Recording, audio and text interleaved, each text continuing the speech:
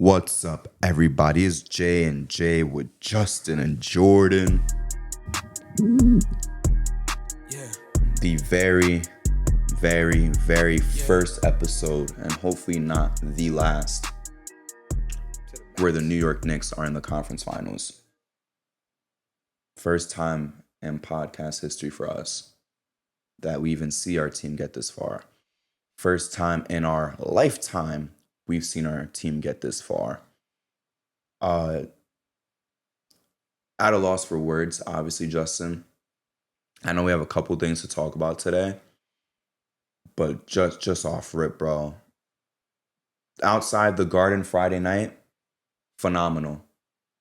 Absolutely phenomenal. The energy was fantastic. I mean, what was your favorite part, first of all? Out of everything that we saw, we'll go through all the different shit that we've seen from start to finish. What was your favorite thing that you saw, your favorite moment from outside the Garden? I guess dude climbing up the fucking pole, catching that water with one hand, fucking then throwing the water on top of everybody. Yeah. That, and then the barricade shit was crazy. But in the moment, it was like, yo, this is like some movie shit. Yeah. And then to be in it, it's like, yo, this is really some shit you see in the movies. This shit happening right now in real life. And actually, my favorite shit was when they locked the cop in the fucking construction site. Yeah. And then I guess the barricade shit is second. Yeah, the cop thing was probably my favorite. I mean, everyone already knows, like, there's a huge, basically, I guess you could kind of say riot. They had to call him back up. The police did have to call him back up officially, but some dudes were in a construction site, right across the street from MSG, fooling around. They climbed in. One cop went in. He tried to be a hero. Never try to be. One advice Khan always gave me: don't be a hero. That's it. It's true. One cop tried to be a hero, walked in, tried to kick him out. Guess what? He got played. They all ran out. When he was the only one in there, they locked him in. He was walking around trying to find a way out. Everybody's knocking on them windows, just like laughing at him and shit, pointing at him. He's walking around the construction site, has nowhere to go. But I would say that was awesome. When we first pulled up and the dudes was just wrestling for fun, that was cool. The dude with the Jalen Brunson jersey and the goat mask getting honey poured all over him, that shit was tough. Obviously, what wasn't the best was it was interesting, but it wasn't the best part. Good thing we didn't get hit, but it started off with people throwing water bottles that was empty, then full water bottles, then full bottles of whatever, still plastic. And then it was an empty Hennessy bottle, glass, empty Don Julio bottle, glass, a buzz ball. I don't know if it was full or empty. And then people started throwing cones, lifting the cone out the base and just chucking that shit into the crowd, throwing it back and forth, back and forth, back and forth. A phone, someone's phone got thrown around. It was ridiculous. It was crazy out there. It was definitely a good time. And that was to get to the conference finals, bro. To get into the conference finals. If we are to beat the Pacers, which we're going to give our predictions on in just a little bit, bro. If we're to beat the Pacers, man, the next one's going to be even crazier. And if this truly is a team of destiny and they do what they need to do, then that final riot, I don't know what's going to happen. That's the one where I'm like, fuck, what can I even expect from that? Are we even going to have, a lower Manhattan? Are we going to have a Midtown? Are we going to have a Harlem still? Probably not. I mean, we already just had a ship just crash into the Brooklyn Bridge. I mean, that's off topic, but yeah, it was crazy. That shit was crazy. It had nothing to do with the Knicks, but the energy was there, man. The love was there from the fans. A lot of camaraderie. No fights, There was the one guy though that was about to up the burner too when he was walking out. You and me just looked at each other and just kind of smirked. The dude with the red hoodie, remember? Oh yeah. He had the burner under the hoodie. And then he said some shit that was funny too. Yeah, that's what he's saying. He's like, yo, I'm about to up. He said, I'm about to up and just start shooting, bro. Like he got tight and he just. I told Diego that shit. He was dying. Obviously, we saw all the dudes from Side Talk. We saw Spider Cuz, the cameraman, all that shit. We saw Underdog Fantasy. They didn't post Dave's clip, bro. So far, They didn't post a clip with Dave, but maybe they'll do it later on. Whatever Underdog's podcast or whatever type of shit that they have going on. They didn't post Dave, but we saw everybody out there, and it was a good time. Shout out to Timothy Chalamet. I didn't get to personally see him in that moment, but he got out his V and celebrated with the fans on the street. It was just a good time. But Justin, what do we got going on today, man? It's 4 teams left officially now. Yeah, so today we got our conference finals predictions. Our New York Knicks made it to the conference finals first time in 25 years. I was in my mom's stomach last time they made the fucking conference finals. So it's crazy. My whole time being a Knicks fan, they never made it this far. What was Dave's quote? What did he say? His direct quote to Underdog Fantasy, which he was wrong too, by the way. That wasn't even true what he said. He was born by then. I don't remember the whole thing. I remember what he said. I started recording like at the very end when he was like, "We going to the fucking finals." Like, he I said, got that. The last time we was in the conference finals, I was in my fucking dad's nutsack. That's not even true. He was born in March. Yeah, he was alive. Of 2000, bro. You were alive. You were alive. You was out. You was out the placenta, bro. That's it. You was good. You was in the crib. I wasn't out was yet. not even out. Yeah, I was not out yet. I was barely out. Yeah. Barely out. I wasn't even out yet, so my whole time being a Knicks fan, we are finally in the conference finals. We've been dreaming about this for so long, and it's finally here. It was crazy to just be there, and it's like, yo, can't believe we're in the ECF. And I was saying that the next day when I went to the Yankee Mets game, my brother was getting annoyed. I was like, yo, I can't believe we're in the ECF. He was like, man, shut the fuck up. Like, he's like, I'm used to that shit. And I'm like, bro, you don't understand. So I was like, it just feels good, and the entire city is like lit too. Like, yo, we made the ECL. I mean, a lot of fake Knicks fans out there, I'm not gonna lie. But fuck it. I mean, I'm happy because I see people in the comments talking nonsense like, man, they get to the conference finals. This is how they act. Loser franchise. And I'm like, bro, I had to watch Alexei Chef play basketball. Let me enjoy this shit. Come on now. And I all those people that challenge us in the comments, I want y'all to tell me who y'all favorite team is. Cause I'm like, tell me. Cause if it's not the Celtics, if it's not the Spurs, the Warriors, you really Warriors since 2015. Lakers, you can't really fucking talk. Warriors since 2015 though, so that shit doesn't even count. Yeah. Warriors fan from, South Carolina since 2016.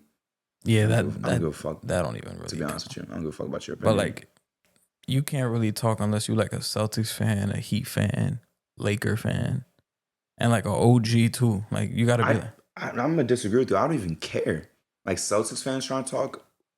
All right, good for you. Like, talk on this shit. Like, okay, you're the defending champs, but you just lost in the current moment now. At the end of the day, you just lost right now. That don't mean shit. What you did last year, what you did back then when Bill Russell was winning rings and you guys wanted to break into his house and spray the N-word all over his walls and take a shit on his bed and still treat him like trash and he still bought 11 rings to your franchise, that has nothing to do with us beating you today in 2025. Yeah, was crazy. I could not give a fuck about those 11 rings that you won with 8 teams, bragging about that shit when we're talking about today how we beat you. So I really don't care about that shit, to be honest with you. I'm just keeping it real. Man. That's all. I really don't give a fuck. Nah, yeah. I mean, it's a great feeling, bro. Because this is a moment that none of us thought we would see for a minute. I remember we used to have conversations like, yo, will we even see the Knicks like have a successful playoff run or a deep playoff run like in our lifetime? So it's like, it's been a long time coming. It's good to enjoy it now, but obviously I'm not satisfied. Job is not done. There's still a lot of ways to go. 8 more wins to get the big prize, but I'm happy, yo. I was not expecting this at the start of the playoffs. Beginning of the season, yeah, I had these expectations, but at the start of the playoffs, I did not have these expectations. So the fact that we was able to get here and shut everybody up is cool. The funniest part was that I did think we were going to get here this season, but the caveat was always that if we're on the opposite side of the Celtics, we can make it.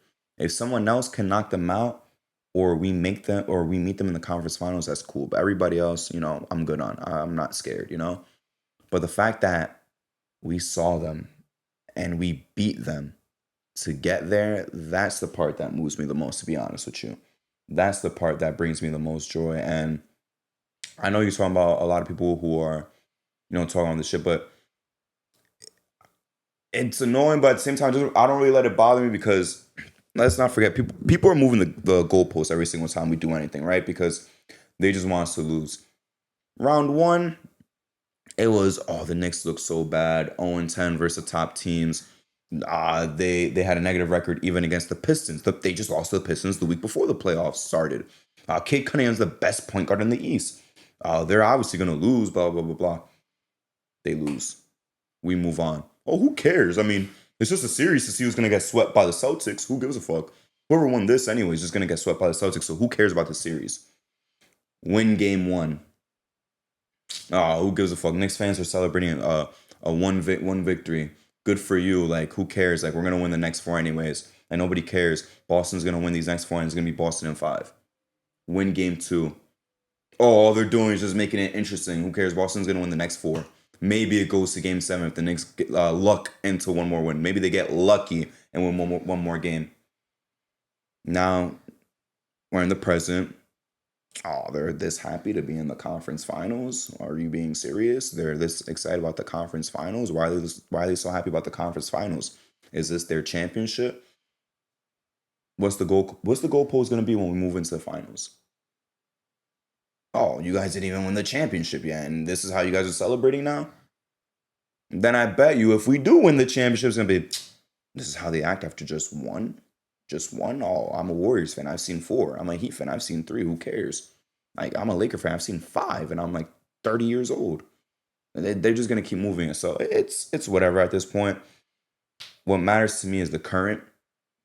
We're in the conference finals. The Pacers are in the conference finals. The Thunder are in the conference finals. The T-Wolves are in the conference finals.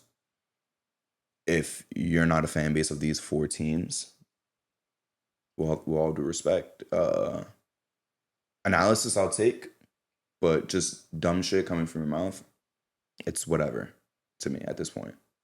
If you're not a fan of those 4 teams, Yeah. that's all I can say to it. I said it best on the TikTok. If your team ain't in the playoffs, shut the fuck up. Because your opinion don't mean shit right now, bro. At this current moment, yeah, that's all.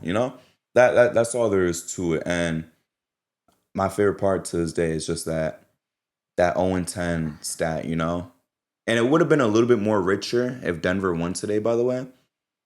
Because the first thing I would have said right here, right now is, wow, the Knicks was 0-10 against the top 3 teams, and those top 3 teams don't even make it to the conference finals. But hey, at least 2 of the 3 aren't there anyways. So who cares, We was 0-10 against the top 3 teams. We beat one of them, and the other one lost to the Pacers. And the other ones in the whole of the conference, it took them 7 games to beat the Nuggets. Let's see if they beat Ant-Man and them. That's all there is to it. That's it. I mean, maybe we see them in the finals. Maybe we don't. Maybe we don't make it to the finals and they do. It's a couple of different outcomes. Yeah. But at this current moment, yes, I'm gonna be happy because people have been saying we're unsuccessful. The first time we get successful, then it's a problem that we're having some sort of success. That's all right. That's cool with me. I'm still happy. You're not gonna rob me of my fucking happiness. I waited too damn long for this. So you said Alexi Shved, Langston Galloway, Chris Duhon, Jarian Grant, Landry Fields with his spine, Ron Baker. Lua Munson. Is Ignikas Brasdekas. Bargnani, Alonzo Trier, Yeah. Tony Roten, Baron Davis, Kevin Seraphin. Kevin Knox, if we sticking with the Kevins, Lance Thomas. Frank Ntilikina. Shout out Quincy AC. Yeah, but I fuck with him. With him, so I can't throw no slander on his name. Shane Larkin. Oh. Shane fucking Larkin. Shane Larkin, yeah. Cole Aldrich. How many more names do we have to go through of just, with all due respect, less than desirable players that we had to see? We saw 2 17-win seasons, not just in the last 10 years, but they both happened within a span of 4 years. of each other, Damian Dotson. and then didn't get the number 1 pick in either draft. Crazy. We got 4 and 3. But at least we got one of them here anyways, many years later in Cat, even though we should have won that lottery. So it's like all these names that we had to witness play for this team. Not even player. Hold on, not even player. Derek Fisher as a coach. Jinx as a coach. David Fizdale, who was smiling, would be down 50. How about that? This is the shit we had to see. Phil Jackson as a GM. Obviously, James Dolan when he wanted to touch too much shit. Like we had to deal with way too much bullshit for me not to be happy to see where the Knicks are right now. Like last year when the Timberwolves made it to the conference finals. Remind me, Justin. I don't remember saying this because I know I didn't say this. I wasn't like, no, the Timberwolves are this happy about going to the conference finals. Who cares? The conference finals, blah, blah, blah, blah, blah. It's just the conference finals. It's a major accomplishment. Just a couple years ago, they were in a 14-year drought of the playoffs. Didn't make it till 2004. Got back in 2018. They got swept or they lost in 5 to the Rockets. And then they got swept. They got swept by the Rockets. Lose Jimmy. They suck for a couple years. Get back in for a couple years. First round exits. Make it to the conference finals. Now it's back to back. So this is proven success. I was never here saying, oh, really, they're this excited about the conference finals. This loser franchise or whatever. Good for them. Because they deserve that shit. Because look at the guys they had. Chase Budinger. Mo Williams when he was old as hell, even though he still dropped 50. Corey Brewer, even though he dropped 50 as well. Like, those fans as well can drop their own crazy names that we just did right now. Yeah. I'm not going to shit on their fucking happiness. Absolutely not. Yeah. Last year when the Timberwolves went to the conference finals, I was happy for them. Yeah. Even though I had pegged the Nuggets in that series, when the Timberwolves made the conference finals, I was hyped because I'm like, yo, they have Anthony Edwards, a guy that I like. Karl Anthony Towns, a guy that I like. So it was cool for them to break the curse of the conference finals, and now for them to make it back to back, I'm happy for them. And that's not even my team. So it's like I wouldn't shit on a franchise for like breaking a curse. Like as much shit as I talk about the Kings, like when they made the playoffs, it was cool. It was a 3 seed. And it was something that hadn't been done since I was like in kindergarten. They didn't make the playoffs. So I'm not gonna shit on the team for breaking certain curses. I think it's a dope thing because you kind of remember it's dope seeing like fan bases in the playoffs when they haven't been there for a while. Like even when we played the Pistons, even though their drought of playoffs wasn't that bad. Yeah. But it was 2 1-offs. Yeah. Yeah. Yeah, 2 1-offs. Yeah. But those 2 games in Detroit, the fucking atmosphere was electric. But this was also a team that 3. In their head 3. Yes, 3. But I'm thinking about those first 2. Those first one, okay. Yeah, those came into my head. But that's in their head. They're thinking like, yo, we have a chance to win this series. Because those last 2 times it was in the playoffs, they knew like we out in the first round. But this was a series they felt like they had a chance, and that crowd was electric. And me being on the opposite side as a Knicks fan, I was like, yo, I actually fuck with this crowd. Like Brunson's never went through this shit where they fucking booing him as soon as he touches the ball. It was dope to see, and it's like, damn, I wonder how many other teams that like they've been in a drought, how their fans are gonna react when they're in a round 1, and it's a 1-1 series and shit like that. So I'm never gonna shit on no team for breaking the curse. Like as much as I pray for the Jets' downfall, if they make the playoffs, I'm not gonna be like, oh, these niggas are celebrating because they made the wild card. Like I'm not gonna do that. I mean, look at the Lions. Look how happy we were playing against Stafford last year. I don't know if you watched it yourself, but look at the Mariners. The Mariners, I think, had the longest drought of all American sports teams ever. 21 years. Damn. 21 fucking years. 21 years. I don't think an NBA team's had a drought that bad. I could look it up, but I don't think an NBA team has had a drought Did the that bad. Kings have the longest one? 17 years. It was That close. was a long ass time. Imagine being a Kings fan, a Mariners fan. And guess what? It was electric. They beat the Blue Jays in the wild card. They was at home, and the fans was screaming so fucking loud when Cal Riley hit his home run. They was starving for that shit. There was fans born the last time they made the playoffs and was able to drink the day that they made it back into the playoffs without watching a single inning of playoff baseball. So yeah, I'm not gonna shit on the Mariners for being happy about that. I'm not gonna shit on the Kings. Well, I'm a Kings fan too, so I'm not gonna comment on them. I'm not gonna, shit on these certain franchises for getting to, a certain spot that they haven't been to in a long time. So of course I'm never gonna be like that type of guy. Unless the only time I do that though is the Mets, which is very what's the word, Justin? Topical right now. Because whenever they beat us in the Subway Series, that really is the World Series. I'm not gonna lie. That is usually their pride and joy for the whole season because they haven't won since '86. So that one I'm gonna keep going on. It's been nearly 40 years. It's been 39 years. So that one I'm gonna keep doing. But every other fan base of any other sport, I'm not doing that shit. You feel me? But since we are talking about the Knicks, though, Justin, we missed a decent, chunk of the a decent chunk of the series in terms of analysis. It's been quite a while since we've been here to talk about it. Obviously, the biggest thing, even bigger than us winning the series, is Tatum tore his Achilles.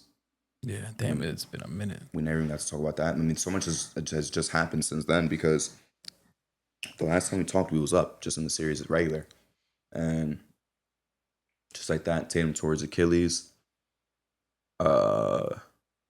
I hate to take away from the situation. It's very important to get back to it, but I need the fans to stop with the the notion that they would have won with Tatum. Even just that specific game, we was up by 9 with under 3 minutes left. Yeah. After that OG dunk. Like, come on, we had all the momentum. We're not going to do that. We're not going to pretend this was an injured team run. We're not doing that shit. But going back to, obviously, to what's more important, the injury, Tatum's going to miss all of next season. So we went from discussions of, oh, we got to shed Porzingis' salary because we don't know what his sickness is. We got to shed Drew because he's old and he's getting paid way too much because the stupid CBA that's not going to be up for a couple of years with all these tiers and shit. Now it's what's the plan? So what do you think is up for the Celtics next year? Because we saw what they look like, in Game 5 with Jaylen Brown as the guy. Phenomenal, by the way. He was phenomenal. So was Derek White. Game 6 wasn't as good for him, but he was the only one out there showing heart. Everybody else gave up. To be honest with you, he was the only one trying. They ended up fouling out. And then that took them down even more. And then that's when they really, really, really gave up. So I guess the one thing that I did say, I forgot who it was that I spoke to about this. But the one thing I will say though, and it sucks that it has to come like with the casualty of Tatum having to sit for all of next year. The East is wide open. So again, it comes from something unfortunate, which is the injury, but for entertainment sake of the conference, like it's going to be wide open. It's no longer going to be like who's going to be the one to dethrone the Celtics. It's okay. Well, now it's going to be a wild race. I feel like a bunch of teams in the East are going to try just making a bunch of moves in the offseason now because everyone's window just opened in the East. But it's also like, is Boston's window closed completely? Or is it just as open as everybody else in the East? Do they have an equal chance as everyone else in the East? For next year or for the Next time? year. Specifically just next season. Nah. Because I'm not gonna project. I know a lot of people are comparing this to like, oh, he could come back just like KD. He's way younger than KD, so he could do the same thing. Like Kobe and all of them, they did it way later, but DeMarcus Cousins was the same age as Tatum. I don't want to put it out into the air. DeMarcus Cousins was the same age as Tatum, the exact same age when that happened to him. Where is he, Justin? He's playing overseas. He was never the same again. Hopefully that doesn't happen to Tatum. But I'm just saying, he could come back like Durant, just as good, if not better. Obviously, wish for the hopeful. But there's also the alternative too. So I'm not going to sit here and project what's going to happen after next year, but it's just solely talking about next season. Do you think the Celtics have an equal amount of chance as, the Knicks, the Pacers, the Cavs, the Pistons? I'll even throw the Bucks if they keep Giannis. The Magic, Sixers when they come back. Or is it really just going to be like, this is going to be like a sit-out year. It's going to be a gap year. Oh, shit. It's just going to be a gap year until Jason comes back. I mean, I still feel like depending, because I feel like they're gonna want to keep Jaylen Brown, Derek White. Those guys gonna be priorities. Peyton Pritchard will most likely be a priority as well. I still feel like they're good enough to make the playoffs, especially with the moves that they would have to make to surround the edges. I don't know if Porzingis is gonna be a hot commodity. Absolutely not. He Going doesn't into even the play. offseason. He can't play. And Drew Holiday is getting up there in age, so maybe a team that's like on the brink, that's like, yo, we kind of want to, like, we feel like we can make the playoffs. We need some vets in this locker room. Maybe that could be the destination for Drew Holiday. But I think they'll still be a playoff team. Like, as long as Jaylen Brown is healthy, Derek White is healthy, and damn, that center rotation, that center position is gonna be a big gap that they're gonna have to fill in. But I still think they can make the playoffs. But chances of like the East being open for them, I just don't see it. I would still have like the Cavs, the Knicks, the Pacers over them. Phillies, I don't want to like put Philly in that. Philly still has to be like, they're like a wait and see. We gotta wait and see them play all together. But I would say those three teams, and then everybody else, I feel like they would be in the tier with everybody else, like Philly, Detroit, Orlando. I feel like they would be with them. So 50 wins is out the window. Is automatically what it sounds like right now. Yeah, I would say I would lean more towards like 46, 47. All right. That's not too low. Yeah, I think they can win 47 games, honestly. I think they could still be a 5-6 seed. I don't think they're a playing team. They're not a playing team. No. They're not that bad, Yeah.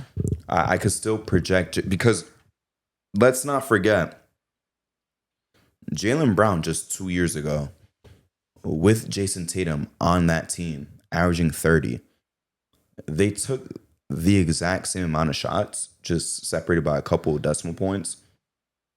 The only reason Jason Tatum outscored Jaylen Brown was because he, gets more calls than Jaylen Brown. He has more of a superstar whistle. Jaylen Brown averaged like 27 and change. I think he's going to at least average 25 next year. He's more than capable. PP, I mean, hopefully he gets more of an opportunity and this is even more of a chance for him to step up. But you're going to have to rely on him more. It just also depends, kind of like you said, like, are they still going to roll the dice with Drew and KP and see if anyone takes them, or are they just going to keep them for this gap year? I don't know. Because in my opinion, no one's going to take Porzingis. To this day, nobody knows what's wrong with him. He can't breathe. He don't be out there playing. Like, they be sitting him for a long ass time. Nobody know. From his comments, he says even their doctors don't know. I don't know if that's true or not, if they're just keeping it to themselves. But why would I trade for that? Even if you offered me picks and a salary dump for that, I don't know if I want to touch that. If I'm a shitty team. Like, if you're the Hornets, are you taking 2 unprotected firsts to take on Porzingis?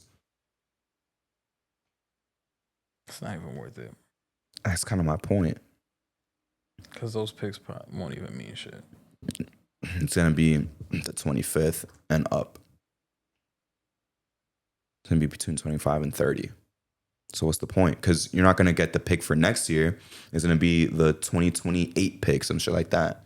So it's like, what's and Tatum the point? will be back by Yeah, and then. Tatum will be back. And if Tatum's Tatum again, then that pick's going to be anywhere between 25 and 30. And y'all could barely draft in the top 5. What makes y'all think y'all could draft in the 25s? Yeah, exactly. So I wouldn't take on Porzingis. So if there's any madman out there willing to take on him in a salary dump, I guess. But and like you said too, center rotation, geez. Al Horford's talking about retirement. Yeah, Luke Cornett had a magical game 5. You don't want that for a whole season. No. Again, so there's still the question on Porzingis. They should just draft a center. That's number one priority. You know more than me, obviously, when it comes to prospects in college. I don't know who they could get. Kalkbrenner. Yeah, they just have to get a center. That's it. That's the only advice I could give them. Yeah. That's the hole that they're gonna need to fill immediately because Porzingis look like you might be stuck with him. Horford's looking at retirement. Cornette is good, but you can't start him for all 82. Kata is like, he's cool in the regular season for some minutes like that, but I don't know. You're gonna have to look for something. And then it feels like the guys right now is like Pritchard, White, Brown. Pritchard, you're giving up some height and defense, obviously. So that, I mean, he spaces the floor. He does what you like to do, but it's a little bit more vulnerable on that side. I don't see Hauser starting because that feels like a step back. I'm sorry, I didn't mean to laugh, but I mean, it's true. I don't know. Maybe they bring in another veteran guard to replace Drew. Don't know who that is at the moment, but I don't know. Maybe they have Peyton Pritchard start, but I don't know. I feel like that kind of takes away from what they've been doing these last couple of years, where you've been able to switch everything and have a floor spacing. As contenders, though, yeah, that's true. There's a gap year. Let see what you could do with him, and to be honest with you, solely out of respect, and again, not to be negative, but NBA teams have to be honest with themselves. I'm sure the front office for every NBA team is realistic with themselves. I'm sure the Utah Jazz are not going into October, November and thinking, yep, we're going to win a championship. Yeah, that's true. I'm sure Boston is thinking, like, this is kind of like a break year. And hey, if we go far, even better. But fuck it. I think Peyton Pritchard has more than earned the right to start. This is the perfect opportunity for him to start. Yeah. Year after year after year, he's gotten better and better and better and gotten more minutes in return. Reward him with a starting role next season. See what he could do. If it fails, drop his ass to the bench when Tatum comes back. That's it. Yeah. If it works, hey, integrate him into that post-Tatum shit. Because I have the utmost confidence in Jaylen Brown being able to perform with Tatum being out and taking that role as being the guy. Like, if everything goes well and he's healthy, I think he could have an All-NBA season next year. Yeah, he will. So I think they'll still be like a top 6 seed. I mean, bro, J-Dub's about to make All-NBA. Yeah, he had a great game today, but like, come on, Jaylen Brown. They could finally announce MVP. Because I don't know what the fuck was taking them. I think this is the latest they've ever announced it. Because usually it's like the start of round 2. This is still better than what we had for 2 or 3 years with the award show. That era was the worst. The award show, yeah. We had to wait till after the finals to see who won what. When the best part was seeing guys battle it out and accepting the award on the court and shit on a press conference. Like, come on. Yeah. Award show was terrible. Another terrible Adam Silver idea. The king of terrible fucking ideas, bro, for the league.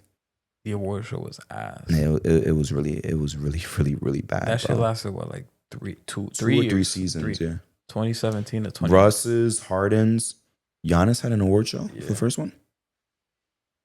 Terrible, bro. That shit was garbage. That shit was garbage. Nobody wanted that. Not even the players wanted that. I barely, like the only memorable moment from those award shows, Giannis's MVP speech was like amazing. I couldn't tell you. But that's the only MVP speech I remember is Durant's. Yes, yeah. It's the only one I remember. I mean, anybody else's now. I don't remember anyone else's. James Harden was just on his cool boy shit. He's like 6-man MVP swag. Yeah, he was just being nonchalant, bro. Yeah. Are we gonna glaze our own team at all? or should we just move on from this series? Should we do it now or a little bit later? I mean, because we are talking about the series itself. Guess we could glaze them now. Proud of y'all boys, bro, for real. Very, very proud of y'all. And you know, I had no doubt you was gonna go out and win Game 6. Yeah, no doubts in my mind. I could not sleep and I couldn't wait for that game. I was excited. That's why I was committed to go to the Garden. If I didn't think y'all could win, I would have just stayed home. And I told Dave too on the day before. I'm like, yo, I just wanna blow out, bro. Cause it's like every game in these playoffs have came down to the We wire. didn't Like, have one blowout at all. We haven't had a blowout win. I'm like, bro.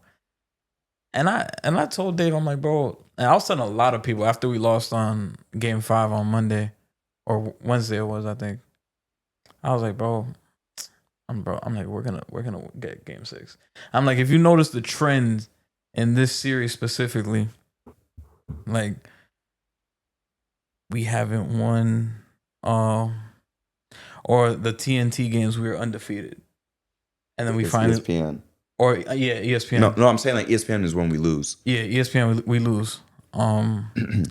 We won an ESPN game in Game 4. The TNT games were undefeated. We lose the TNT game on Monday. We hadn't closed out a series at the crib since '99. So that was in the back of my mind. I'm like, yo, the way this shit is trending, like us breaking all these fucking rules and shit and all these records, I'm like, not only are we gonna close out at the crib on Friday, we're gonna break the ECF streak too on Friday. We're gonna knock both out. And I know that. I was so confident. But the only thing in my head was like, is this gonna be a game that goes down to the wire again? Or because I'm like, yo, this game, not gonna lie, we're gonna have to come out, set the tone off rip. That first quarter was pretty close. But Cat set the tone. And that second quarter, we just kind of swung the door wide open and we kind of ran away with it after that. And there was no looking back after that second quarter. That second quarter was amazing. Everybody had it going that day. But I feel like my biggest shout out for this entire series would have to be to Mitchell Robinson. Because he was the guy that I feel like once he got in the game, it changes everything. He was a problem. He was literally a cheat code. And I knew they was kind of in trouble when after Game 2, Missoula was like, yeah, I don't know what to do with him. Like, the fact that he admitted that was crazy. In the middle of the series, and that early too, not even just in the middle of the series, that early that's embarrassing. Yeah, and even though we lost Game 5, like, remember Game 3, him missing all those free throws and the crowd still cheering him on. And then Game 5, he goes 6 for 6 from the free throw line. And seeing him make those tweaks, I'm like, all right, now going forward, I'm confident he's going to go at least 1 for 2 at the line. And that defensive possession in Game 6 when he literally was guarding everybody and picked the ball and he got that shot clock violation on Jaylen Brown, that was lit. What you mean? He makes no difference to the Knicks. Yeah, that was crazy.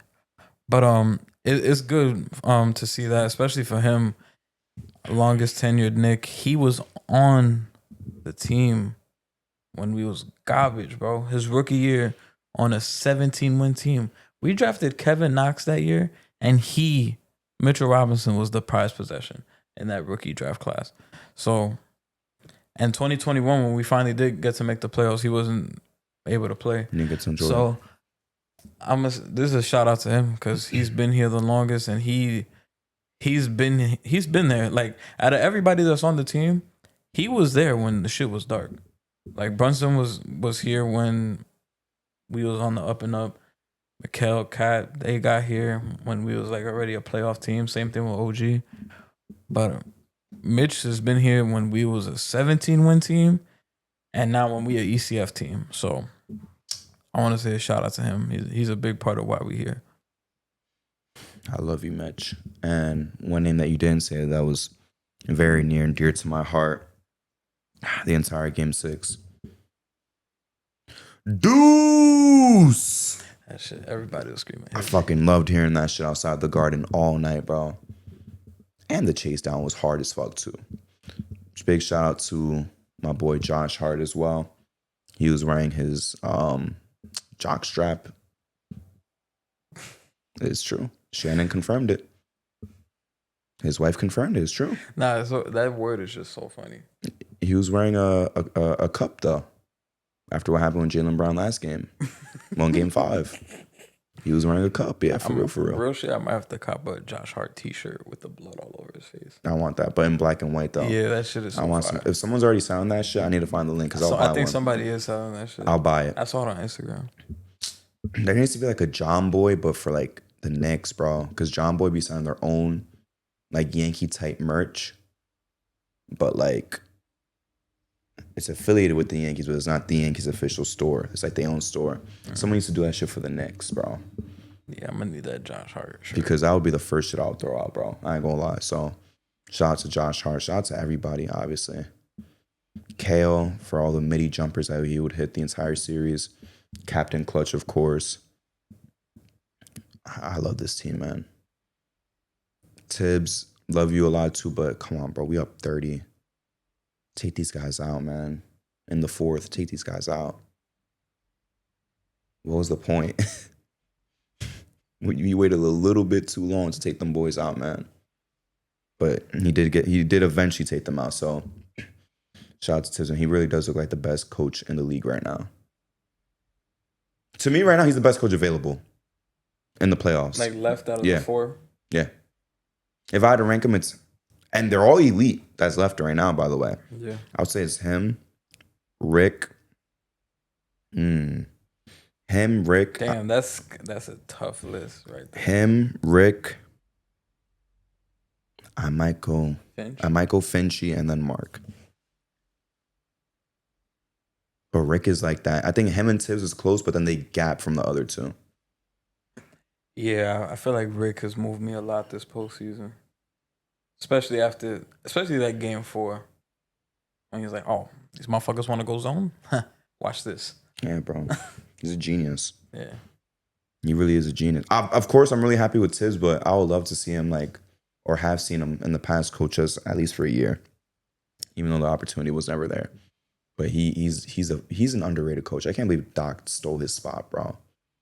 In the NBA 75, top 15 coaches of all time. You got Doc over Rick Carlisle. I would put Tibbs has no rings, and I'll put Tibbs over him at this point. That shit is embarrassing.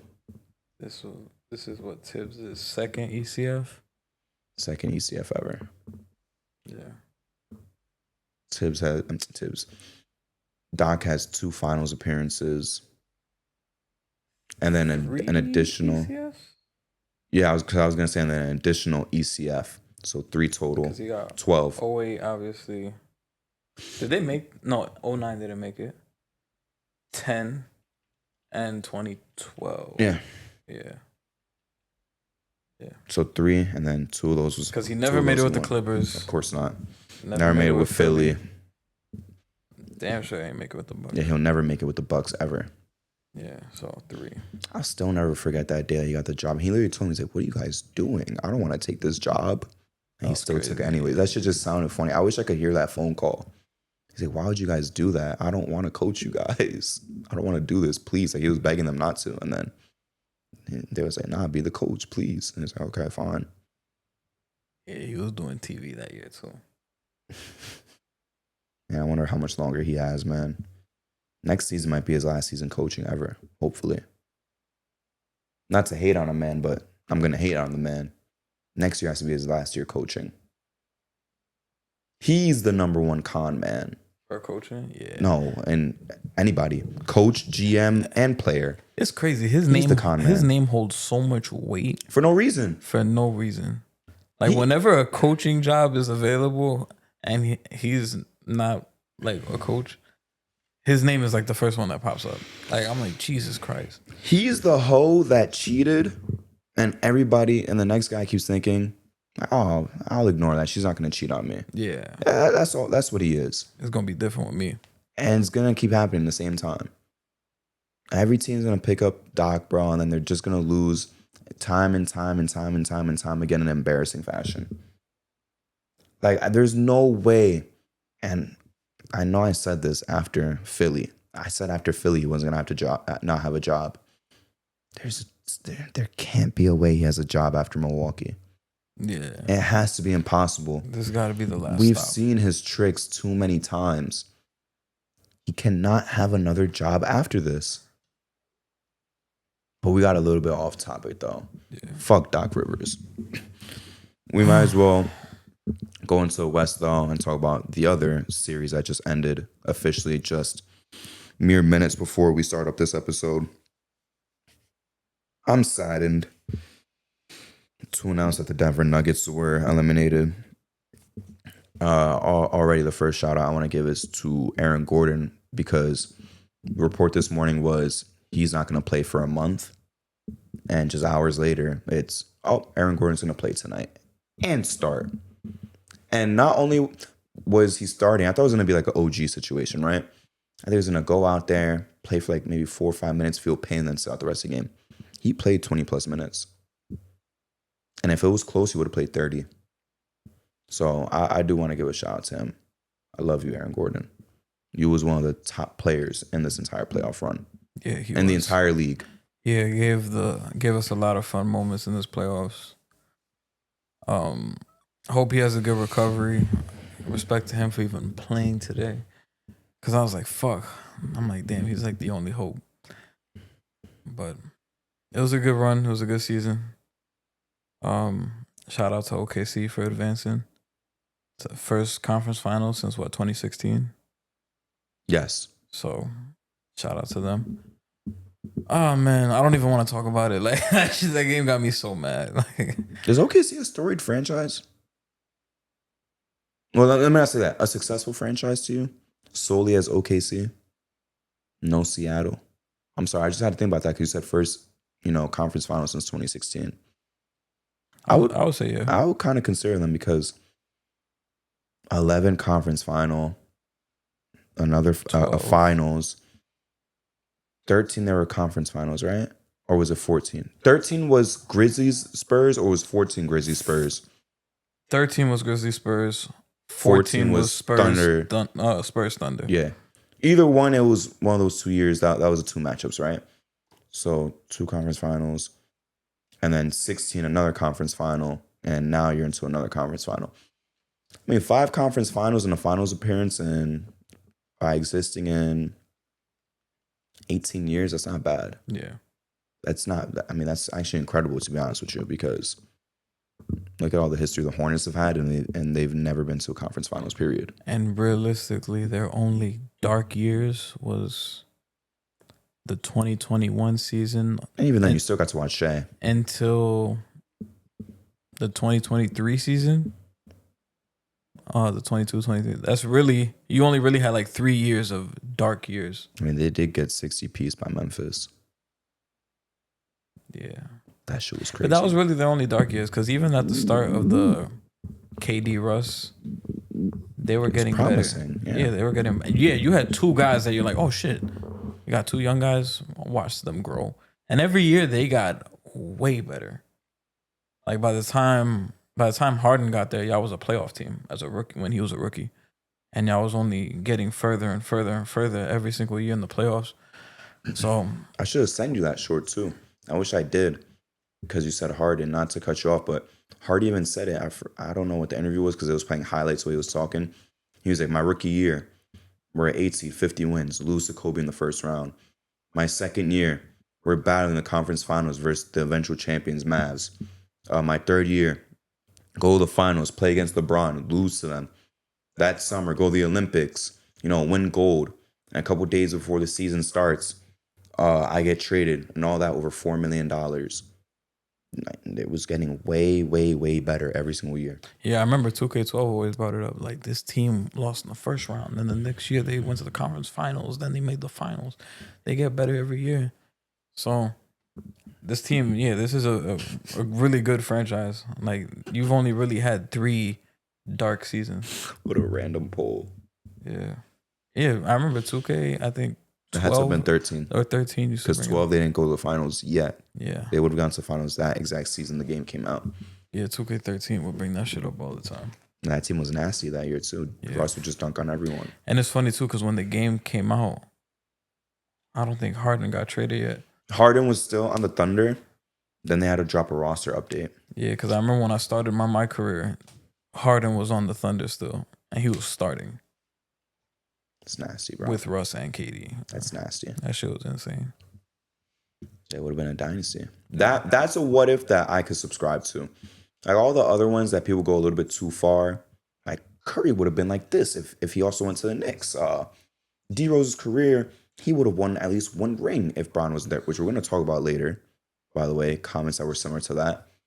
So and so would have did this and did that. This one I truly believe because we saw how good they were together. And we saw how great Harden was later on by himself. And I was skeptical about that what if until I saw Harden, KD, and Kyrie. Because I didn't think three superstars could really play like that together. But they made it work because Harden took a little bit of a step back and became the playmaker and still averaged 20 plus points. That made me believe like, yeah, that Thunder team, they would have been able to win. Could have worked, bro. With that same exact team. The proof was right there. They was getting better every single year. They were young. They were just so young. Like that Spurs series, Harden was really having a coming out party, yo. Yeah. So they was just getting so much better every year. I think the tricky part is always like, is Russ gonna take a backseat? Harden at that time, is he gonna want to take a backseat? But I think they could have all been stars at the same time. Yeah. Yeah, I think they could have, but I don't think we ever would have saw. They would have never had the individual success. Yeah, we would have never except seen Durant. Houston, James Harden. Like maybe Durant never wins MVP actually, because I said besides Durant, maybe Durant doesn't even win MVP. Yeah, but we'll definitely never see the full extent of Harden. But we would see something close to it. I think Harden. Actually, no. Maybe Harden never even gets those PG skills. That's a possibility. I mean, there's also another shit where it's like where Russ gets hurt in 13-14 and James Harden just has to step up. Yeah, steps up, and it's like some crazy ass shit. Like, whoa, what the fuck? Makes the 13-14 run much easier, and they could maybe go to the finals and see the Heat again. Yeah. Damn, we got a little bit off topic though. But going back to the game, I mean, because the game was uneventful, it was a blowout. Yeah. By 30 plus points. Yeah. J-Dub was showing out early. Shea, of course, dropped 30 plus. Christian Braun played good. Yeah, he did. Jokic kind of did his thing, but it wasn't too sexy, you know? It's going to show up in the box score, but visually it wasn't too sexy. It wasn't a good game at all. And it sucks because I was so excited the whole weekend. I was just excited for that game as I was for the Knicks game. That's crazy. And that disappointed me. Jokic took 9 shots in a game 7. Well, I mean, because the whole game was a blowout. If it was closer, I'm sure he would have taken like 19, 20. That shit. And it's crazy because the start of that game, the Nuggets got off to like a 10, 11 point lead. I was like 25 to 10, bro. I was happy. I was like, yes, hyped. the game. And then fucking the Thunder just went on a run to end the first quarter. And then they went up. I was like, oh, here we go. That second half was really like, it was over. It was disappointing to me. That's all I could say. I wanted to see the Thunder lose to the Nuggets. I wanted to see Jokic make another run to the finals, but not second half. That second quarter. Yeah, second quarter. Yeah. And after, I think they went on a like 50 to 20 run at one point. They showed a graphic. Was insane. There's always next year though, Jokic. Please put pressure on the front office like badly. And this is crazy now. With the Celtics losing, we about to have a new champion this year in this 2020s era. And this will be the 6th straight season where the champion loses in the second round. Second round curse. Crazy. This is the second round curse. And people thought Boston was gonna want to break it. Too bad. Too fucking bad. Shout out to the Knicks too for breaking the Landry Shamet curse. Yeah. Landry Shamet was always crazy. Always known to be good for a playoff team, but when it came down to the playoffs, the idea of Landry Shamet used to always be better than the truth of Landry Shamet. Yeah. That was the only thing. But yeah, Jokic, I need you to apply some crazy fucking pressure right now. Yeah. That's what I need badly because You need to hit. this was embarrassing. You need to hit the GM with I don't get off slur. I go back to Sevilla, like on some shit like. He's not gonna do that Like, nah, he not gonna do because that. they know he's not gonna really leave. Yeah. Imagine he does for like a year and then he just comes back and signs with whoever he wants. Be like, fuck out of here. Nah, I mean, that might work for Pat Riley. He'll be like, fuck out of here, go. But like a regular, He's like, I already packed your bags and got you a jet. Yeah, he's like, I got you a gift for your new horse. But the new GM, they be like, oh, nah, I got you Nicola. Let's go. Bro, trade everything for Giannis. Nah, I'm kidding. That package is garbage. The Bucks don't even pick up the phone. They would see the reader and like not even pick up. Because like, what are you gonna take? What are you about to give me? MPJ, Jamal Murray and picks and Christian Brown? Be Like yo, no, I'm so good, yo. Julian Strawther, who played great Game 6, but is that really gonna move me in a Giannis package against Amen and like Şengün or either one of Chet or J Dub or a bunch of picks? Like, come on, bro. Let's just keep it a bean. His team's kind of, handcuffed. And again, this is all the fault of CJ McCollum and Grant Williams. Because if it wasn't for them, you would have kept KCP and you would have kept Bruce Brown. But motherfuckers just wanted to hate. That's okay. I mean, look what it got them. CJ McCollum didn't even get close to the fucking playing this year. Nope. And Grant Williams, look where you at right now. Didn't he tear his ACL? I'm not talking about that part, Justin. I'm talking about Charlotte. He's in Charlotte. I mean, Charlotte's worse than the ACL. Yeah. Like, I think that's what really killed these guys the most, man. Just the CBA. Yeah. But they did put up a good showing in these playoffs, man. Absolutely. I'm still proud of my guys. I picked against them both. Actually, no. Yeah, both times. It's fucked up. But, like, it's crazy because I picked the Thunder to win the series, but I don't feel good about it. Like, I really wanted the Nuggets to win the series. I had OKC in 7. Everyone did except Nuggets fans. But it's like, bro, man. They did show a lot of heart. There were times where I'm like, damn, bro. Is David Adelman, like, really like that? Or is Jokic just... The kid from Mad TV? Yeah. I was like, nah. I'm like, I wonder how many people you could put in that position and have them look serious as fuck as a coach. Are they going to get Bud? I don't know. Don't move forward with Adelman, bro. Get Bud at this point. Yeah, Bud. I guess Bud. Who else is on the And team? Jokic isn't no coach killer either, like a Kevin Durant. Yeah. Kevin Durant recently. Yeah. Maybe Bud. I don't even know who else is available. He's the hottest name out there. I mean, obviously fucking Frank Vogel, but they're not gonna get his ass. He's kind of cooked right now. Yeah, he's...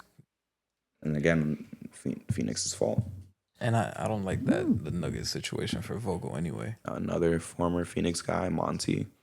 I don't like him either. I would want Bud out of the 3. I guess, yeah, Bud would be the way to go. Yeah. Okay. We'll talk about them in the offseason. Yep, shout out to ya.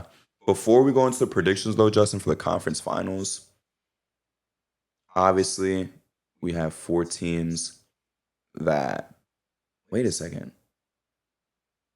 3 of them have not won a championship, not because OKC we're not counting the Thunder's Seattle success. 3 of them don't have a championship, and 1 has not won a championship us in 52 years. But specifically for player, not even franchise. And please try not to be biased. Like just being legit. Who is a ring gonna mean the most to in terms of legacy? Damn, you didn't want to talk about the Cavs. Did their series? How bad did their series look the last time we talked about them? Last episode was what, last Saturday? I'll check for them because I know the Thunder one. The Wolves one was cooked. I think that series was 2-1. Yeah, it was 2-1. Last episode we talked about them. Because the next day, that Sunday, was Game 4. That's when they got destroyed. It was 2-1. All right, we'll give them a chance. Fine. Cavs embarrassed themselves. That was bad, bro. There's no other way to say it. The Cavs embarrassed themselves. Darius Garland didn't play well because he came back from injury. I know a lot of people like to shit on him now.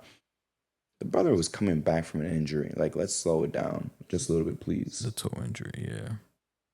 But besides that, like, it just wasn't a good look.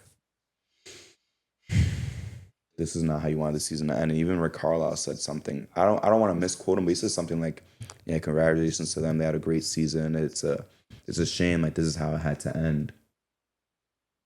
And he wasn't saying like in an asshole way. Like, he was being genuine. But that just made it sound even more cold. I just keep seeing people that day were putting up the Atlanta Hawks shit with them. Yeah. And Jeff T's taking offense to it. He's like, at least we made it to the conference He's like, finals. we made the UCF at least. Look at your calm, nigga. Come on, bro. How much of this do you think? Didn't the Wizards take him to 7? Or was it the Pacers that took him to 7 that year? One of them took them to 7, and they had no business being in a 7-game series. I think it was the Pacers. And they had no business being in a 7-game series with them. I don't remember, to be honest. I'll check right now. Yeah, but it was embarrassing, to be honest. Even despite the injuries and stuff, I feel like some things in there, like you can't look at the grand, like the 5 games, like the total of the 5 games. I'm sorry. The Wizards was 6 games, and the Pacers? Nets was 6 games, and that's it. Yeah, they were both 6 games. So they played the Wizards and the Nets. Yes, and these Wizards games were all very close. That's what it was. And the Wizards won game 1. They won one game by 1 in game 5, and game 6 they won by 3. Here's what it was. The Wizards was up 2-1. Come on, bro. My boy John Wall, those shots at him. That's crazy. And Brooklyn was a 38-win team, and you let them win 2 games. That's crazy. That should have been the sign right there. there. They tied up the series 2-2. The Nets. That's also they went back home and took care of business. They took care of business at home. They kept their fans happy. That's crazy. But even despite all the injuries, I feel like you can't look at the entire 5-game sample size and say that the reason they lost was solely because of injuries. Because I feel like there were some moments in that series where it was very alarming. I thought game 2, people point out that like, oh, they didn't have their guys. They lost that game because that was the game that Mobley was out. It was one of Garland was out. Hunter was out. But you showed in that game that you could beat that team without them because they were up for a majority of the game. And credit to the Pacers, they came back and won. Because I mean, we broke it down last episode, but the resiliency that they showed to come back in that game and steal it from them is a big deal. And I thought, to me, the biggest concern was that game 4. I talked about it multiple times with some people, like in person. I was like, bro, game 4 to me is the game in the series where both teams should already have like a familiarity with each other. And it should be like, it should kind of be like a rock fight. Because game 4 is usually the game, it's you're either tying up the series at 2-2 or one team's going to go up 3-1, like, etc. So it's like both teams should have an understanding of each other and it should be a rock fight. No. Rock fight is fucking funny for whatever reason. That wasn't the case. Indiana came out in game 4 and they literally punched the Cavs in the face off rip. And it wasn't even a game anymore. The Cavs were down by 41, I think, at half. I didn't even watch that game, bro. I think I watched a couple moments in the... No, I turned it off early. I think I might have watched like the end of the first and a little bit of the second quarter, and then I turned it off. Yeah, that to me was very alarming. And then game 5, when the Cavs went up to like a 13-point lead, in my head I'm like, Pacers gonna win this game, bro. Like, it didn't faze me at all. And then once the Pacers started making that comeback, you started to see like some shit with the Cavs. It was like, oh shit, these motherfuckers responded. Like, we didn't think it was gonna happen. Like, we thought we was just gonna come out the gate and they was just gonna fall back. And no, that wasn't the case. The Pacers responded. to the deficit, came back, and they eventually took the lead and then just held on to it. And then they ended up winning the series in 5 games. So I feel like, to be honest, like part of it is them just being weak minded. Like you could say the injuries is a factor, but Jared Allen having a total of 6 rebounds combined in the last 2 games, that is garbage, bro. I'm sorry. And I've said it that he is pretty soft, bro. Like I don't I don't even know what else to say. Like words can't even after that comment in the Knicks series when we beat them, when he said the lights were too bright, that was crazy. Like you can't say that shit ever. It's unfortunate that Garland has to deal with injuries like the last couple postseasons.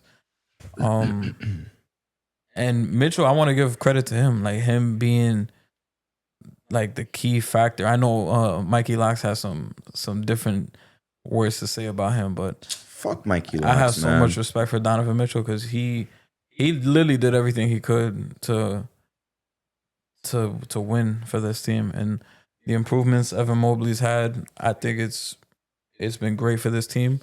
I think this team, bro, and I've been saying it for 2 years now. This team needs a fucking wing. Max Strus hit the group chat and said, if y'all don't think we could win, stay home. That motherfucker went 0 for 9. Isaac Okoro, you can't even play that dude, bro. He can't shoot. He's known for defense, but he's still gonna get fried. And holy shit, I came up with a run your pockets, a J&J run your pockets for the niggas that lost the most money in this postseason. Ty Jerome is number 1. Ben Simmons is number 2. Jackson Hayes is number 3. You could fill in the last 2 spots for me if you want, but Ty Jerome to me is number 1. He might have to stay back. I think if I'm the Cavs, I make it a priority to bring him back because the bag that he was potentially gonna get before the playoffs started. I want to see who's on an expiring that's been bad in this playoffs. Yeah, I think the key move for the Cavs. A lot of people are saying, I think too many people have been saying blow it up, which I feel like is extreme. I feel like the priority should be. I got one for you to add to the Run Your Pockets award. This one is a special edition. This one is. How about you get on LinkedIn, nigga? Corey Joseph, you have a team option. Yes, I should have. Yeah. That's a special section, bro. You got to get your ass on LinkedIn and buy premium. Yeah. And start getting a corporate job. Because after this last series, bro, you are not getting signed again. That is a different. At least these guys is just that they lost a lot of money. You are not getting a job. Yeah. Straight up in the league. That's it. I don't know who else though is left. That was the first thing that came out. I was like, wait a second, how many more years does he have left? Once I seen that, Corey Joseph is the guy that got robbed, and the guy that robbed him is helping him look for his money. He just took his mask off. He's like, oh shit. Like the guy who robbed him, like he took that money. Let's say like they knew each other, like they was boys and shit. It's not even like a robber. Like Corey Joseph is like, let's say he's like this kid playing baseball, and like his teammate just stole his money and bought Chinese food. Yeah. And just like started helping him look for it type shit. And Corey Joseph never finds it. That's what Corey Joseph really is looking like right now. Yeah. He's got to start typing out a resume. Yeah, so the all Did he do 4 years? I don't know.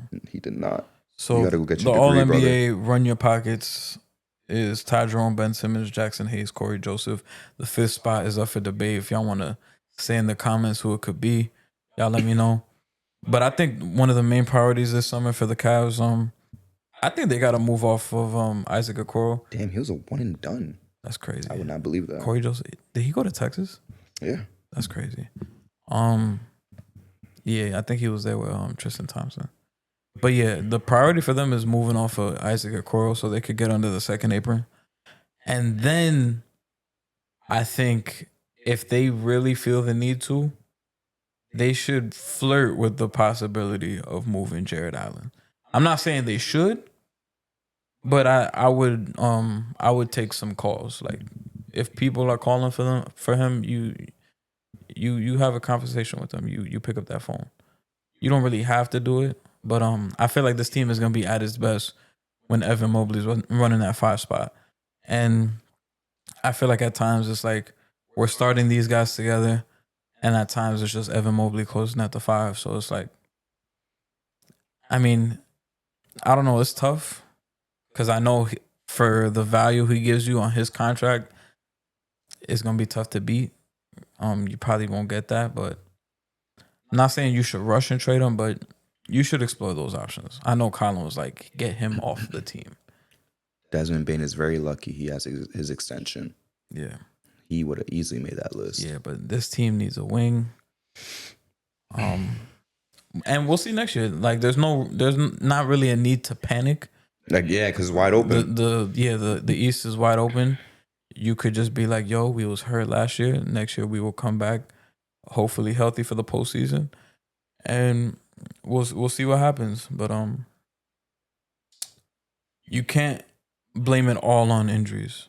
Just like keep that in the back of your mind. Like you got to come in next year, and I know Donovan Mitchell is gonna come back next year motivated, because he said like, yo.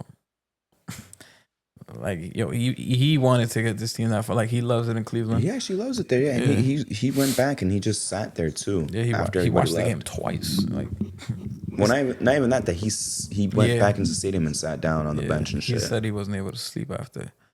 He's been up. He hasn't slept since then. Well, it's been a while since. I would hope he slept now, but that first night he didn't sleep. Yeah, there's no need to panic now because the East next year is gonna be wide open. Y'all should still be.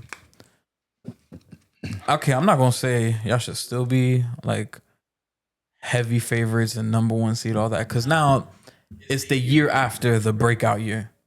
Because a lot of teams after that, it's like, all right, we have the scouting report on this team.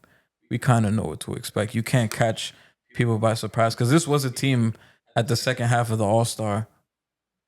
They kind of slipped down a little bit, but we ain't really pay attention because they started off so great.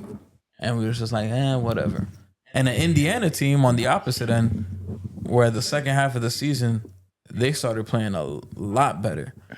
So next year, it would just be a wait and see, but I wouldn't panic and make no crazy changing moves. It's good to have continuity. You got it right with Kenny Atkinson. He is the coach for y'all.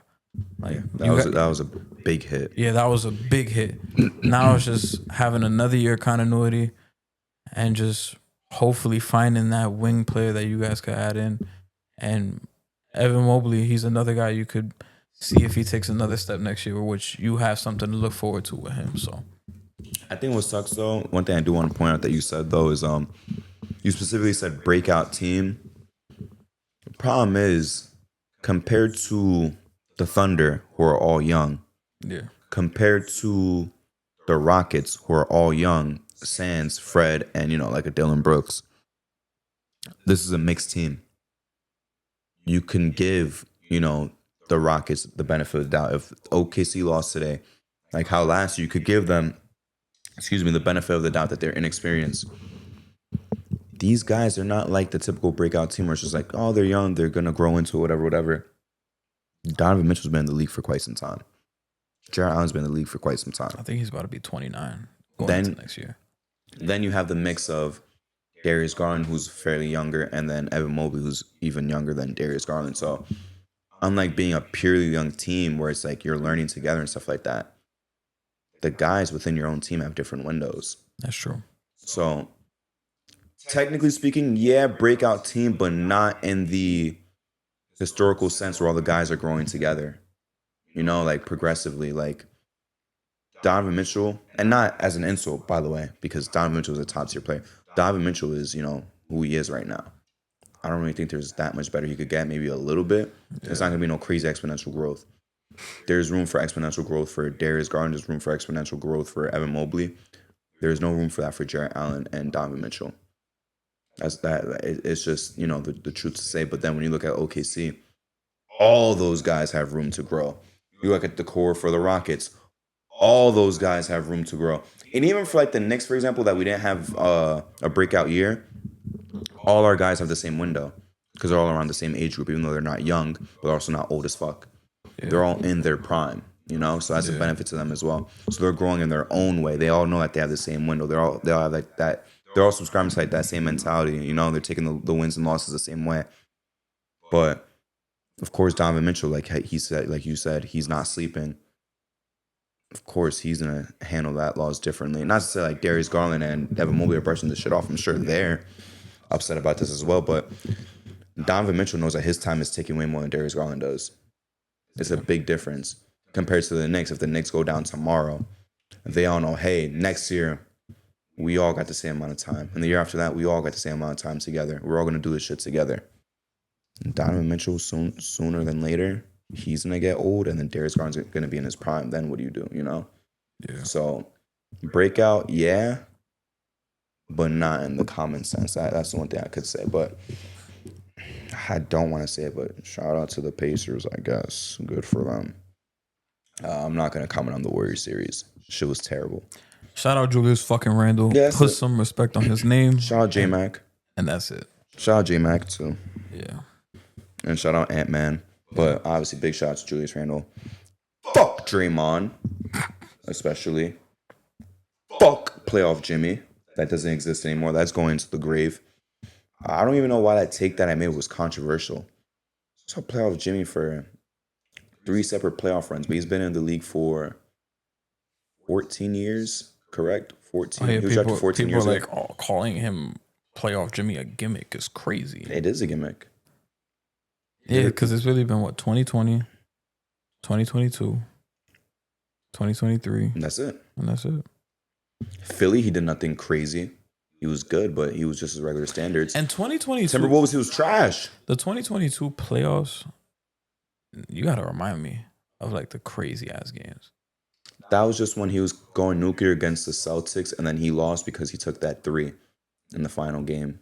Yes, because I And he coulda remember, went to I the remember basket. game 6 of that series, he had like 40 some in Boston He was Garden. fine. Yeah. He was going crazy. Yeah, so I'm counting 22. So 20, 22, and 23. But it's like the Timberwolves year, he didn't do nothing crazy, you know? The Bulls years, he played to his standard. He didn't suck. He didn't drop. But the Timberwolves, he dropped terribly. Sixers, he was himself, you know? 21, he dropped. Hit badly. 21 and 21 and 18, he dropped. So my point is, more often than not in his career, in his playoff career, he's just consistent, which is not bad. I'd rather you hold to your standard than drop. But let's not pretend that he's this generational playoff riser every time that it's past April 15th after tax day. That's not true. That's not the case at all. It is a gimmick. It happened 3 times. It was a phenomenal watch those 3 times, but I just got so tired of people saying like, oh, Jimmy's a top 5 player because of what he did in the playoffs. Brother, where was this from like October to March, you know? Now, obviously, there's a conversation from years ago, but it's like, Yeah. where was this discussion from October to March? I always hated that shit because now it's like, oh, is Jimmy Butler a top 10 player now? Yeah. 2K the year after the bubble is like, this motherfucker's a 92 overall? Are we serious? After the season that he had, the regular season, like, no, bro. You got to do it both times. So, yeah, I don't even want to talk too much about that series, but they all done up. I will say one rare thing, though, that I even told my brother this morning. Rare moment of respect I have for Draymond. Because he didn't use the injury excuse. When someone like brought it up on the reporters, he's like, bro, like, I won a championship against Kyrie and Kevin Love who were hurt. Like, I'm not going to use that excuse. So I'll give him the shout out. And then Curry says something similar as well. That they've had some luck against injuries, which at least they acknowledge it because it's true. They've had a lot of fucking luck in their run. Yeah, they have. Kyrie, Kevin Love, CP 2 times because also in that Clippers series in 2016. Blake Griffin in that same series too. That's when they had to trot out Austin Rivers and Jamal Crawford starting. Who else? I'm missing people. Boogie. They avoided Boogie completely. Yeah, they did. Am I missing Justin? Jamal Murray. Did MPJ play that series in 22? No. No MPJ either. Hey man, they was having a ball.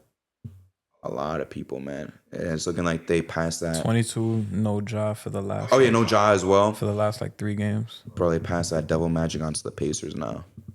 That's what it's looking like. Yeah. So yeah, they done up. Fuck the Warriors. So happy that they're gone. Yeah, fuck the Warriors. Now we could go back to the thing though, because what I was gonna say though before you wanted to go back to the Pacers and the Cavs. This feels like a breath of fresh air, like 2021. Because 2021 it was something new. We were so bored of Lakers Warriors, and then even 2020 it was Braun won again. I liked it, but same old shit for like the last 10 years at that point in time, and then we had the break. We had the Bucks, we had the Hawks, we had the Suns, and we had the Clippers. All would have been either first time champs or champs for the first time in 40 plus years. You feel me? We're getting that all over again this year. So it really does feel like a breath of fresh air.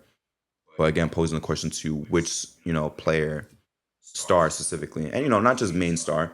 You can include Julius Randle, like a second option. You can include a cat. You can even include a Bridges just to feel like, oh, like, yeah, the trade was fucking worth it. And fuck you to everyone who doubted the trade. I don't know if this shit really means that much to Siakam because already has his one, but if you could make the case. But which star do you think this means the most to a championship ring? Mm, I feel like this. I feel like a championship ring will probably mean the most. I want to say to Ant-Man, Oof. low key. Just the shit he's been able to do already in this short period of time. Hasn't made an All NBA first team yet. Not yet, right? He hasn't made that. Currently, no. But he's made All NBA. Multiple time All Star, All NBA player. Conference Finals last year. Obviously everybody comparing him to Mike, Kobe, and all that. I think a chip for him to do it in Minnesota, to accomplish what they've been able to do. Like this, we talk about one of the laughing stock franchises, the laughing stock franchise in the at NBA. time. For him to do it with this franchise before the age of 25, I think that's a big deal. Mm-hmm. And just the short amount of time he's been here, like I already see people talking about. I think somebody was rage baiting, but they was like, if he wins the chip, he's still not higher than KG for Timberwolves. Is he higher now? One more conference finals appearance in shorter time, but no MVP. I don't want to say he's over him, but he's like right there. Like KG is like closing the door and has his foot right there. I think a chip, he's undoubtedly. I think the finals he passes him. Yeah. Finals and no ring, he still passes him. Yeah. But yeah, I think to me, him being able to get a chip this young, this early with this franchise, everything he's been able to do and overcoming. Remember that Gobert trade the first year, that shit did not look good. The second year, transforming that into a conference finals team. And then having to mid-season or trading Cat right before this season and having to adjust his game in the beginning of the season and into the middle of the season. Like they looked rough. They got it together towards the end. Him adding the 3-point shot this year, just him being able to do all that shit on the fly and to win. I feel like that's a super big time deal that like a lot of people, we see a lot of guys have to go through the trials of fire every single year, and he's just like going through it in the middle of the season and not complaining about the teammates he's had. And even a stretch that people don't talk about, the stretch that Julius Randle was out for a time of the season, and he responded well. And people are like, they shouldn't even, including myself. I'm like, yo, they might have to look at finding Julius Randle a new home because Nas Reed is cooking and all this. But Julius Randle's came back playing great basketball, and Ant has only uplifted that and put the confidence in Julius Randle, a guy that everybody has called him a playoff dropper and everything. And Ant said, come to my team and we gonna do it together. So it's been dope to see him uplift his teammates. Even I've had more respect for Rudy as a Timberwolf, like more than ever, just because the importance of him on this team. You see it night and day. And at first you saw Ant wasn't really like, man, Rudy, I'm not scared of Rudy. But he's more scared of Porzingis. Yeah, but now you see him like trying to prop up Rudy and give him that confidence. Like, yo, small guys down there, just fucking dunk on him. I would say Ant would be my answer for the the guy that would gain the most for winning. That's a really good answer. I mean, I'm thinking of a bunch of names because even though I've known about this question, and I've been thinking about this question for a hot minute, for days, honestly. I look at Shea, this automatically, puts him into that top tier conversation, of Jokic and Giannis, because he's undoubtedly going to get the MVP. He's going to be one of the few. I would be shocked if he was not to win Finals MVP. Yeah. So I'm just going to attribute Finals MVP to him. So it's going to be like him, Jokic, and Giannis are like the guys who are like, you know what? Top dudes in the league that have Finals MVP and the MVP, and obviously comes with the ring as well. Tatum is missing the Finals MVP and the MVP.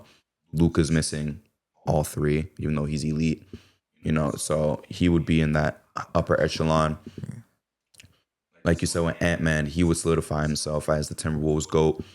The one thing that I would hate, though, even though I am a big fucking fan of Ant, I just know that's going to make the Michael Jordan comparisons even fucking worse, man. Yeah. That's just going to run rampant, like really badly. It's going to be really fucking bad.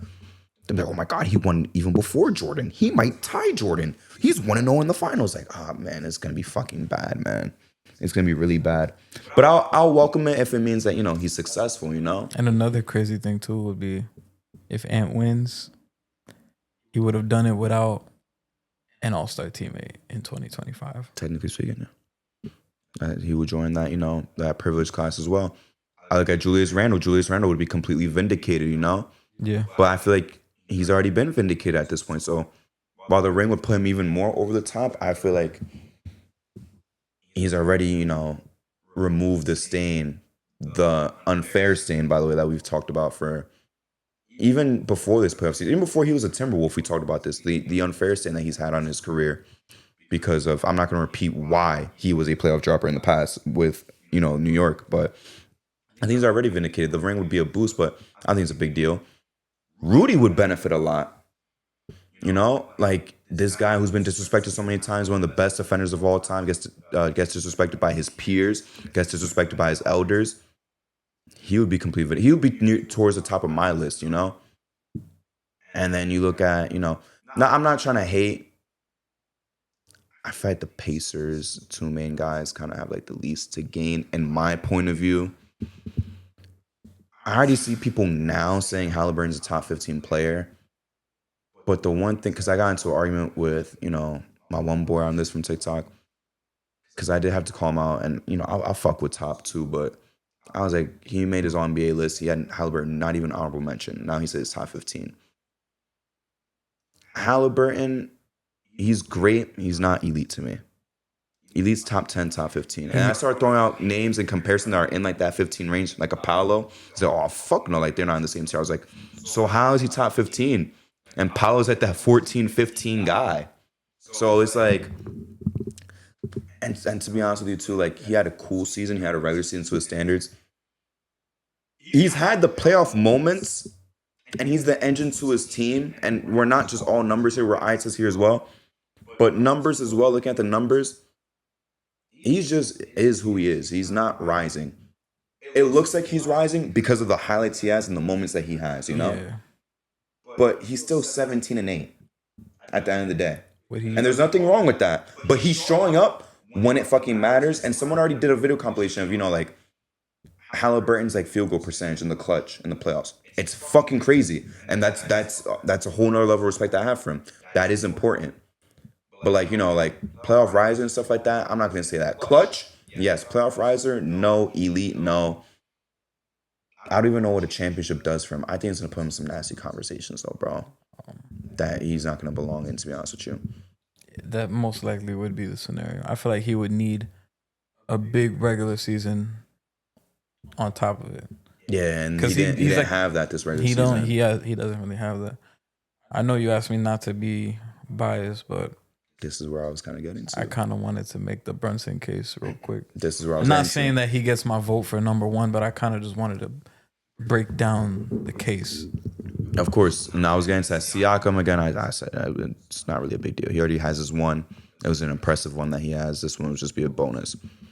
Towns, being called soft, being part of an unsuccessful franchise, bringing that franchise back to life, and then I don't want to say being discarded, but getting traded just because you make too much money, and again CBA reasons as well when you wanted to retire there. Come back home. He's from Plainfield, correct? Plainfield or Plainsboro? Plainfield. He's from Plainsfield, so he's not too far from the city. Even though he's an Eagles fan, he's from Central Jersey, quote unquote. I would say he's South. Yeah. Yeah, I mean, I could say that's South. I don't believe in Central Jersey, Yeah, there is no Central Jersey. But he's just because he's an Eagles fan, he's South. Yeah. But he's another guy that'll benefit a lot. And then this is where I kind of land on Brunson, right? And I know this is gonna come to the bias thing, which is why I'll say him. And it's gonna sound crazy, but Rudy would be tied the most to me. Brunson to me would become anointed the best player in franchise history with a championship.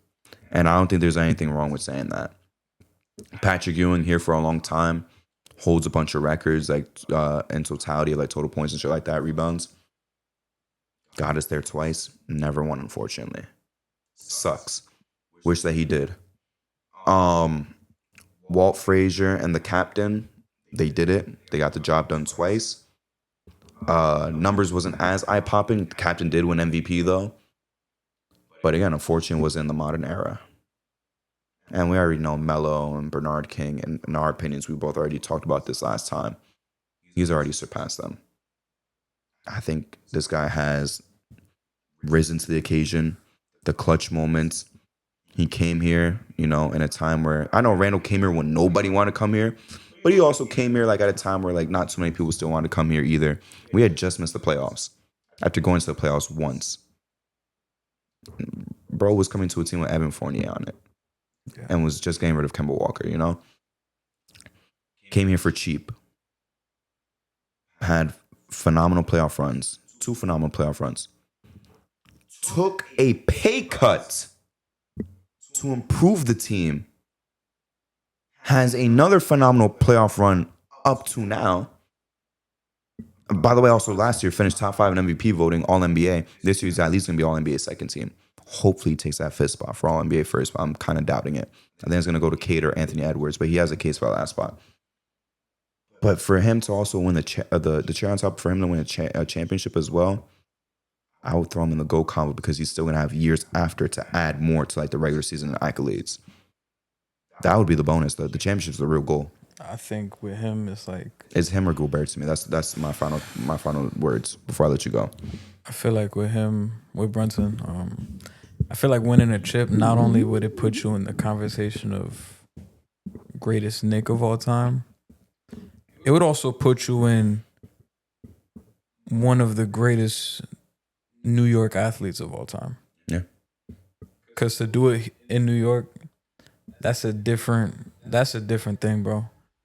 And it would put him in that conversation. Like, and the story with it as well, him being a 2nd round pick, being a role player, being a backup, then Luka being down, and him winning 2 games without Luka. His dad playing here. His dad him playing being here, from here. Yeah, all that, and then becoming basically the savior of the Knicks. Nobody would have saw that coming. So for him to win it here, we're talking about him in like the Eli Manning, Derek Jeter conversations. Like he will be in those conversations if he wins one. And that's a conversation that like no matter what you do, you get that one, you'll be immortalized forever. We've talked about it here on the pod a couple times. Like Eli Manning didn't even make it like the first ballot. But those 2 Super Bowls still hold hella weight. Because you did it here and also who you beat to get those. Both times. So no matter what happens, though, that shit holds so much weight. Same thing with Derek Jeter. Like, when you win here, it's a different thing. There's Mets fans still talking about 1986. Like, it's just a different thing when you win it in New York. So he would not only be one of the greatest Knicks of all time, he will be looked at as one of the greatest New York athletes of all time. So that would be a very, very, very, very big deal. Because once you win it in New York, I feel like you're immortalized after that. And for Cat, real quick, this would be a fucking great resume for him with a ring. This kind of puts him in the Hall of Fame. Yeah, because he's kind of borderline right now. This is what, year 10, and he's what, 5-time All-Star? I think 2 All-NBAs. Hopefully this one is his third. He should make it this year. I don't know. Chip, you have a great Hall of Fame case.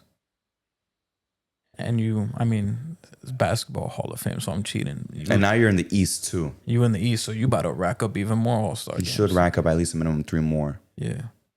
And since you're benefiting off the basketball Hall of Fame, he was on one of the best college teams of all time. Number 1 pick. But no championship. Yeah, no championship, but... Are they really going to take that into account, though? It's no championship. I don't know. Maybe slightly. I'm not even trying to be a dick, but that's the first thing I think of, because I know people say, oh, that roster was stacked. They were undefeated, but it's like, yeah. Nah, it won't be. It won't they be, weren't. It won't you know? It won't be a big pull. Maybe a slight pull, but nah, not really. But yeah, he has a great resume though. I would love it for the Gobert story too.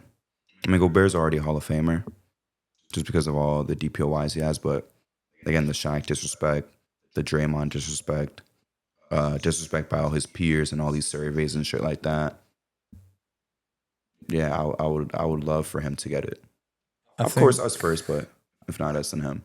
I think for Pacome Daddy, it would mean he has one more than Joel Embiid. And Donovan Mitchell. I'm not A lot of people are quiet on the Donovan Mitchell stuff. No conference finals. At least he shows up. Randall's been on conference final before both. Cat's been to both conferences in That's the finals. crazy. He went to the East and West. Year 1. Back to back. And year 1 too. Back to back. That's and crazy. Been in 2. Brunson's been in 2. Halliburton's first one as the guy. Brunson's been in both as well. Halliburton's been in 2 back to back. Yeah. Shay's in his first one, and this these 2 haven't been in 1. Siakam's third, right? 1 with Toronto, 2 with the Pacers now. Where was he drafted? 17 or 16? 16.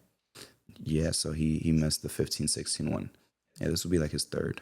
Yeah, because he was with the 19 Raptors, and then yeah, this is his third one.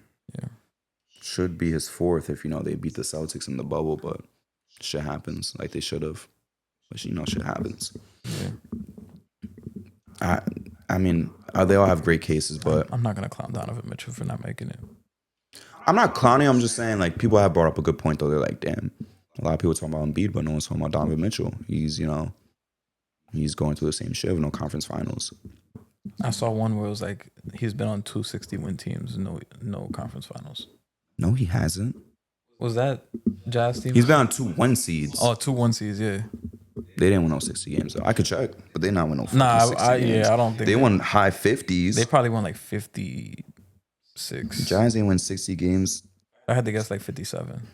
Jazz ain't win 60 games since they had that guy who hates Kendrick Lamar on their team. Oh. If you know what I'm saying. They didn't even have high 50s. They had 52 fucking wins, bro.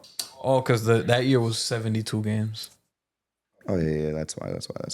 What were they on pace for? So, I'm going to just do the math right now. 72%. They might have been on pace for 60 flat, if I had to guess.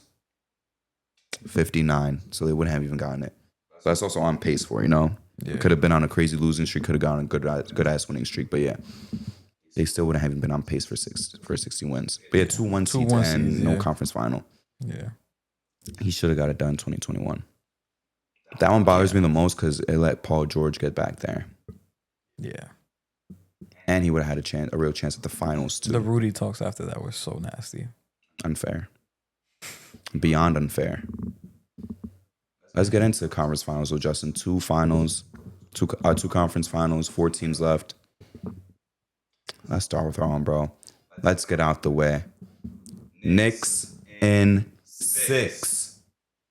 Suck my. We're going to stop. I'll come back here and finish that statement when we win the series. because my simple analysis is going to go as this, right?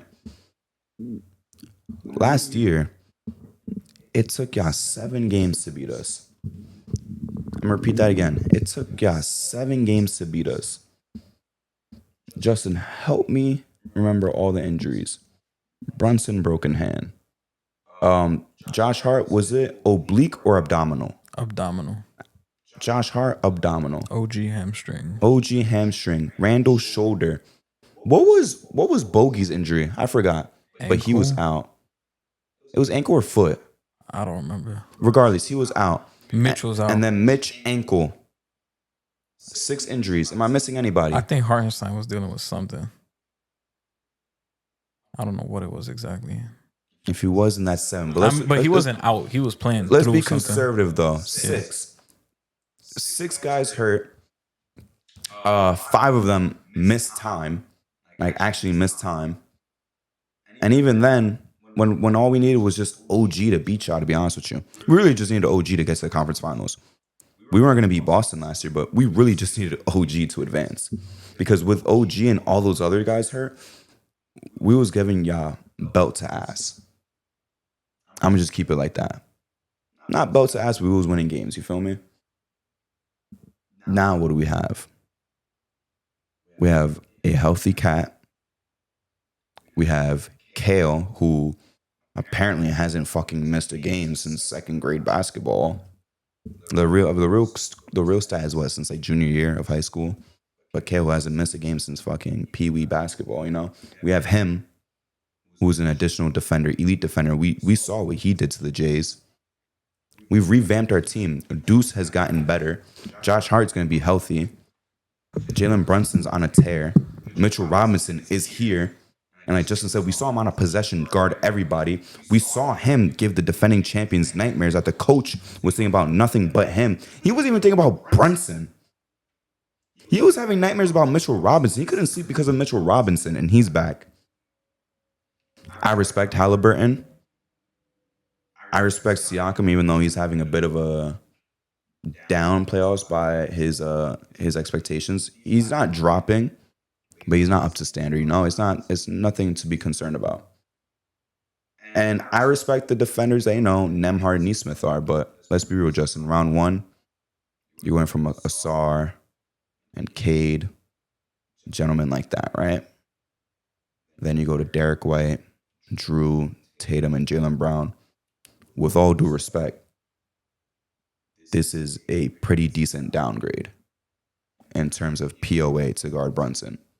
And we saw what he did in the previous 2 rounds. I'm not trying to be a dick to them. They're going to hold their own. I'm not saying it's going to be easy. They're still going to make it as tough as possible for Brunson, just like they did last year, especially Nesmith, who did a better job than Nembhard did. But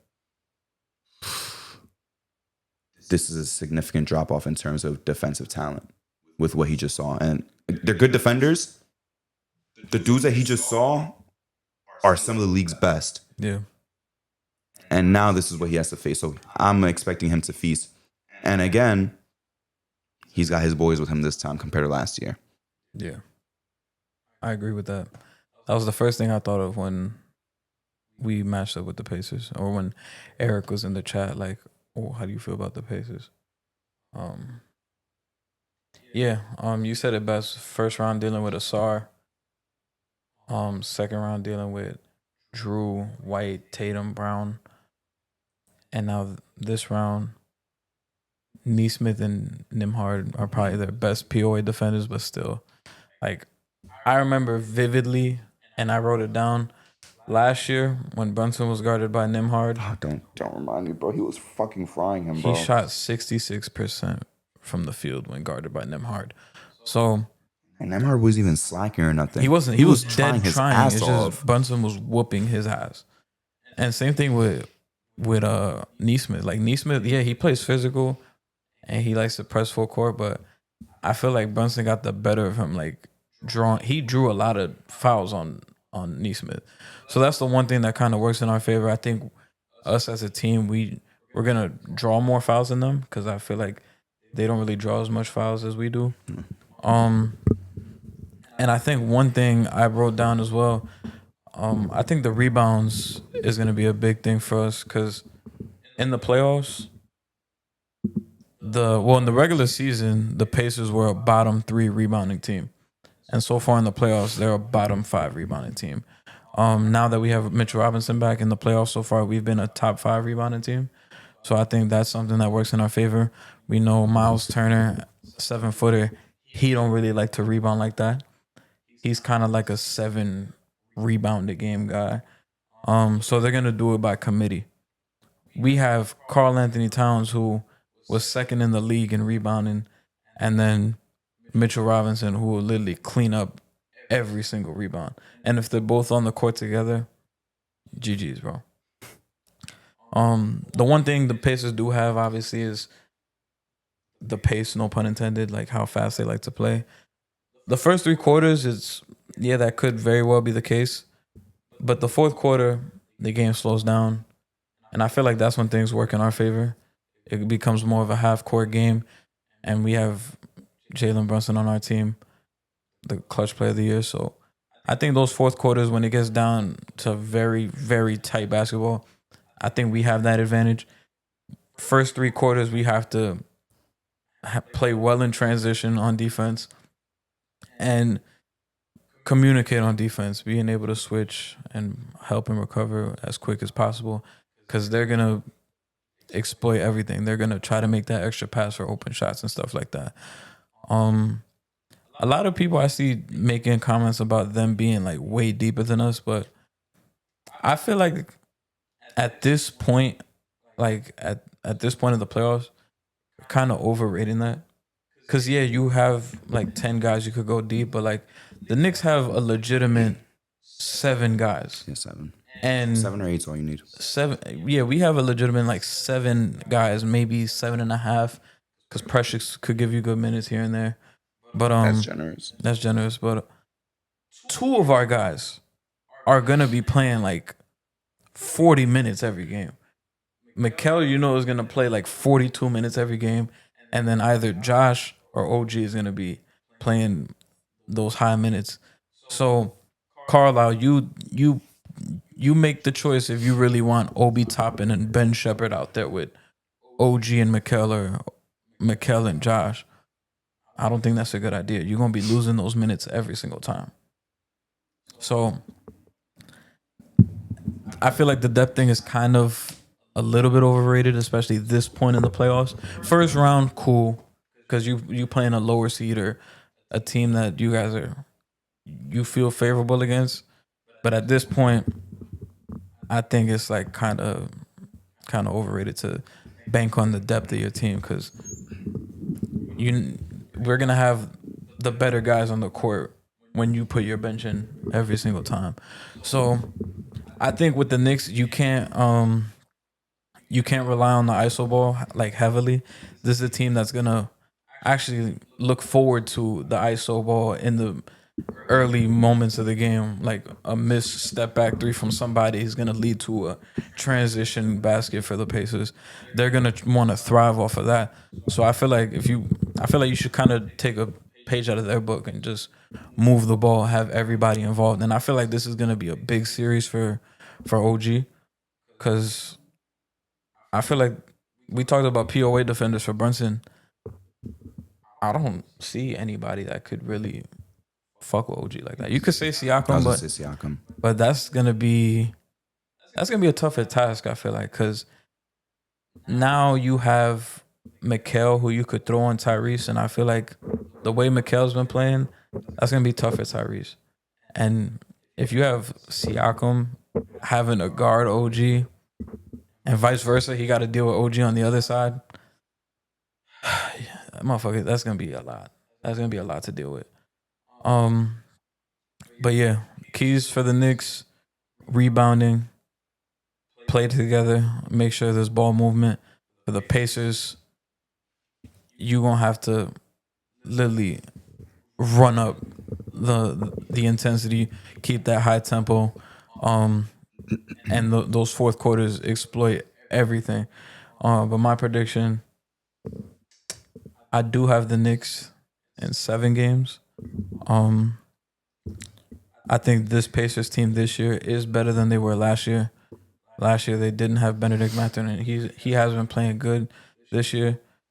But Tyrese does look better this year than he did last year. I don't expect them to have like an all world, like I'm averaging 30. Like Nah. the him and Brunson matchup, I feel like I don't know off the top of my head what Brunson averaged in the Celtics series, but I feel like I could confidently say that he's gonna average 30 in this Pacers series. Yeah. I think Halliburton is good to have like 2 like blow up games. But then everything else is like you need Halliburton to be aggressive in order for you to have a chance. I'm sorry to cut you off, but for every Halliburton blow up game, there's one that There's one like sets it to the median. Yeah, like the man had 4 points. he's gonna have an 11-point game in there somewhere. I remember game 1 last year against them. He had like fucking 9 points or some shit. It was bound to happen. So he's good to have a 36-point game here, but then he's also good to have like a 12-point game there. Brunson, I don't see him having that in any of these games.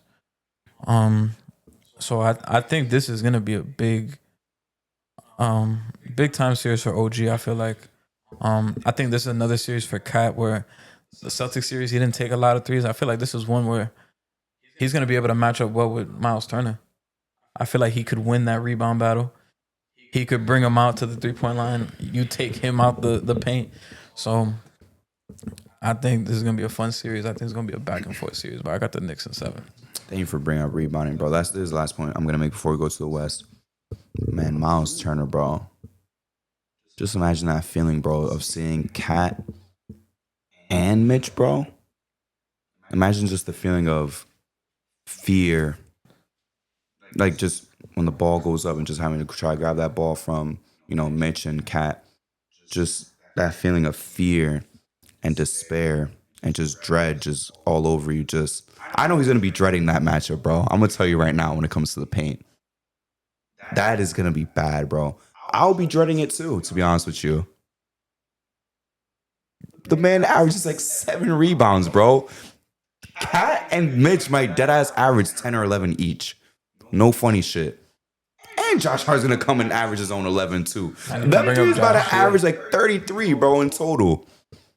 Oh, it's gonna be a good time for the Knicks, bro, in the paint. But going on to the West, bro, I'll let you give your prediction for the West first. Minnesota, OKC. Man. I love this matchup because I believe these teams played 3 times in the regular season. OKC beat them 2-1. Good games in all these series. Oh yeah, they're not in the same division. I'm about to say they're not in the same division. Minnesota's in that weird ass one. I hate that division. Yeah. So it's a 2-1 Thunder lead. I think these teams match up with each other pretty well. You got 2 teams that could go big. Iheart and Chet on OKC side. You got Gobert and Randall on the Timberwolves side. The wings got Jaden McDaniels. You have Ant, obviously. Nikhil Alexander-Walker. So it could be good. I feel like this is gonna be an important series for J-Dub. Like, we snuck out of Denver. They pushed us to the limit, and they didn't have nearly the same amount of depth as the Timberwolves do. Like, Timberwolves, you have Naz Reid, Nikhil Alexander-Walker, and Dante DiVincenzo coming off the bench. All those guys are no scrubs. You're going to have to come out to play.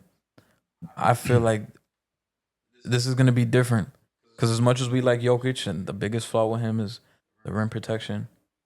So Shea's going to want to get downhill, get into that mid-range. It's going to be a lot tougher now when Rudy Gobert is down there in that paint. And you have great defenders like Ant, McDaniels.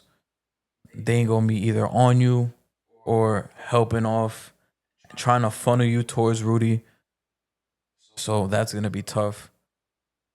Chet and Iheart are going to have to be big time with Rudy and Randall. And Randall's a guy who, he don't get a lot of credit, but he's a guy who is physical, does the dirty work.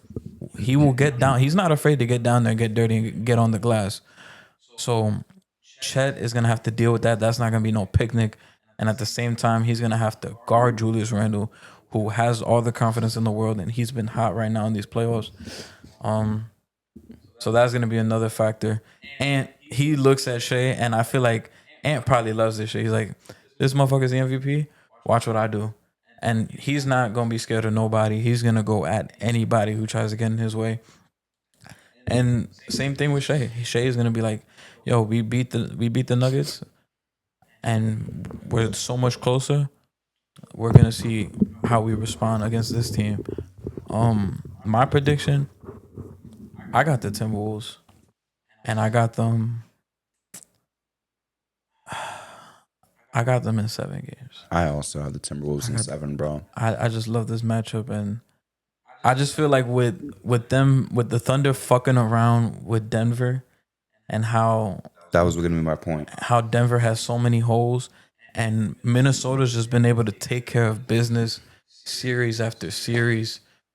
Like, I don't think Minnesota's fucking around, and they match up with them very well, and they're not scared of you either. They're a 6 seed, and they're not scared. Like, they wanted you guys.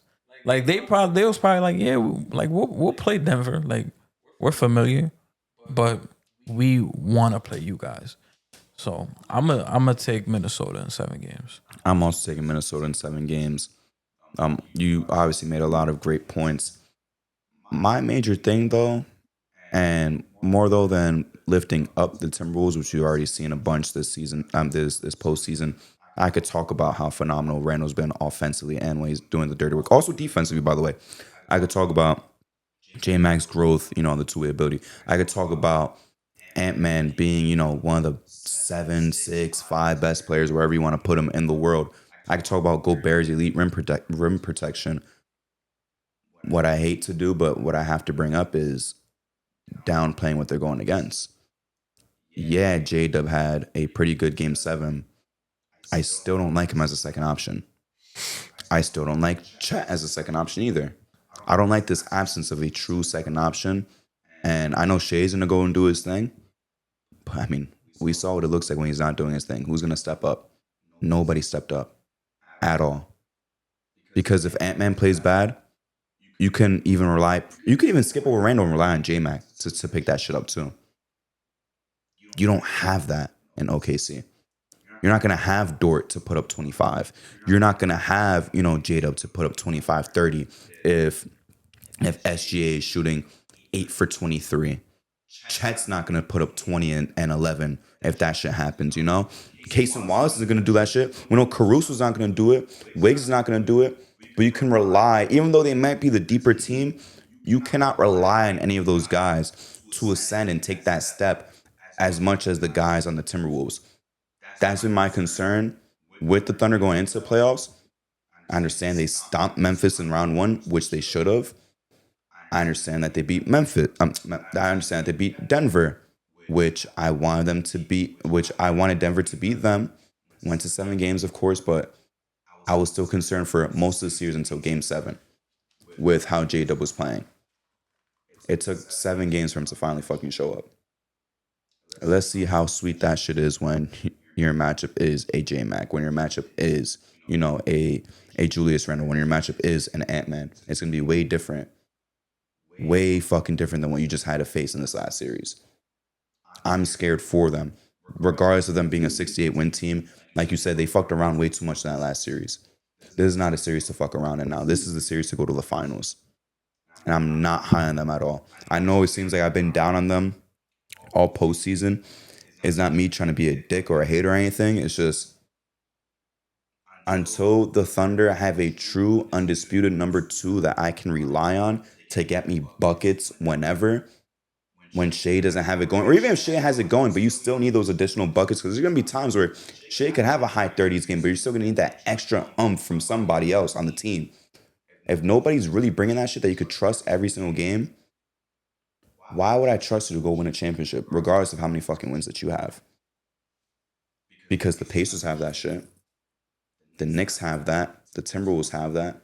It kind of sounds ridiculous that you're supposedly the best team left out of the 4. And of course you are on paper, by SRS, net rating, all this shit, regular team record. But at the end of the day, playoffs it's a different thing. You start 0-0. You got all the way to the conference finals. This is where it matters the most. J-Dub, take this as a challenge. Fuck it. I don't trust you. Chat, I don't trust you. If you prove me wrong, great. But right now, I'm very fucking confident that Julius Randle is going to be the third best player in the series. That J-Mac has the potential to be, J-Mac and Gobert have the potential to be 4 and 5. And then after that, it's going to be a Thunder player. That's inexcusable. It's embarrassing that Shea's either going to be the undisputed number 1 or 1A, 1B, with Ant-Man in the series. And then his next best player on his team is not going to be all the way until down to like number 6. And the way that's embarrassing. The way OKC lost these games in the Nuggets series were amateur hour. Yeah, amateur hour. Talking about the first game, fouling up, Chet missing the free throws, and then Aaron Gordon hitting that 3. The next game they lost, Aaron Gordon hitting that 3 to tie up the game, going to overtime. Shea don't even take a fucking shot in overtime. And then this last game, Julian Strother having that blow up game, and Game they couldn't 6 respond. was great. So the way they've lost has been alarming. Like at least Minnesota, who's only lost 2 games in this playoffs. That Laker game, I believe they were down for a majority of that game. They came back and made it a game, but they just didn't execute in the fourth. But they were down for a majority of that game and came back, and they just couldn't close it out. And then the Warrior game, they just came out super flat, and the Warriors just capitalized. Like Steph went out, and they was already up by a decent amount, and Golden State just held that lead. And then after that, they didn't fuck around. They took care of business. And they've been stomping on motherfuckers next too. Yeah, so I'm excited for both series. And I hope this makes up for last year. It just sucks that we gotta wait till Wednesday. That's why I had to just check right now. We gotta wait all the way until Wednesday. Yeah. I mean, I think game 1 for the West is Tuesday. I guess it just didn't drop yet. For us, it's Wednesday. Which I like for us, because it's extra rest. Good amount of rest. I thought this shit was about to be on Monday. I did too. We kept thinking like it was gonna be game 1's gonna be Monday, but you know what's crazy? If our shit went to 7, game 7 would have been Monday. And then Wednesday's game 1.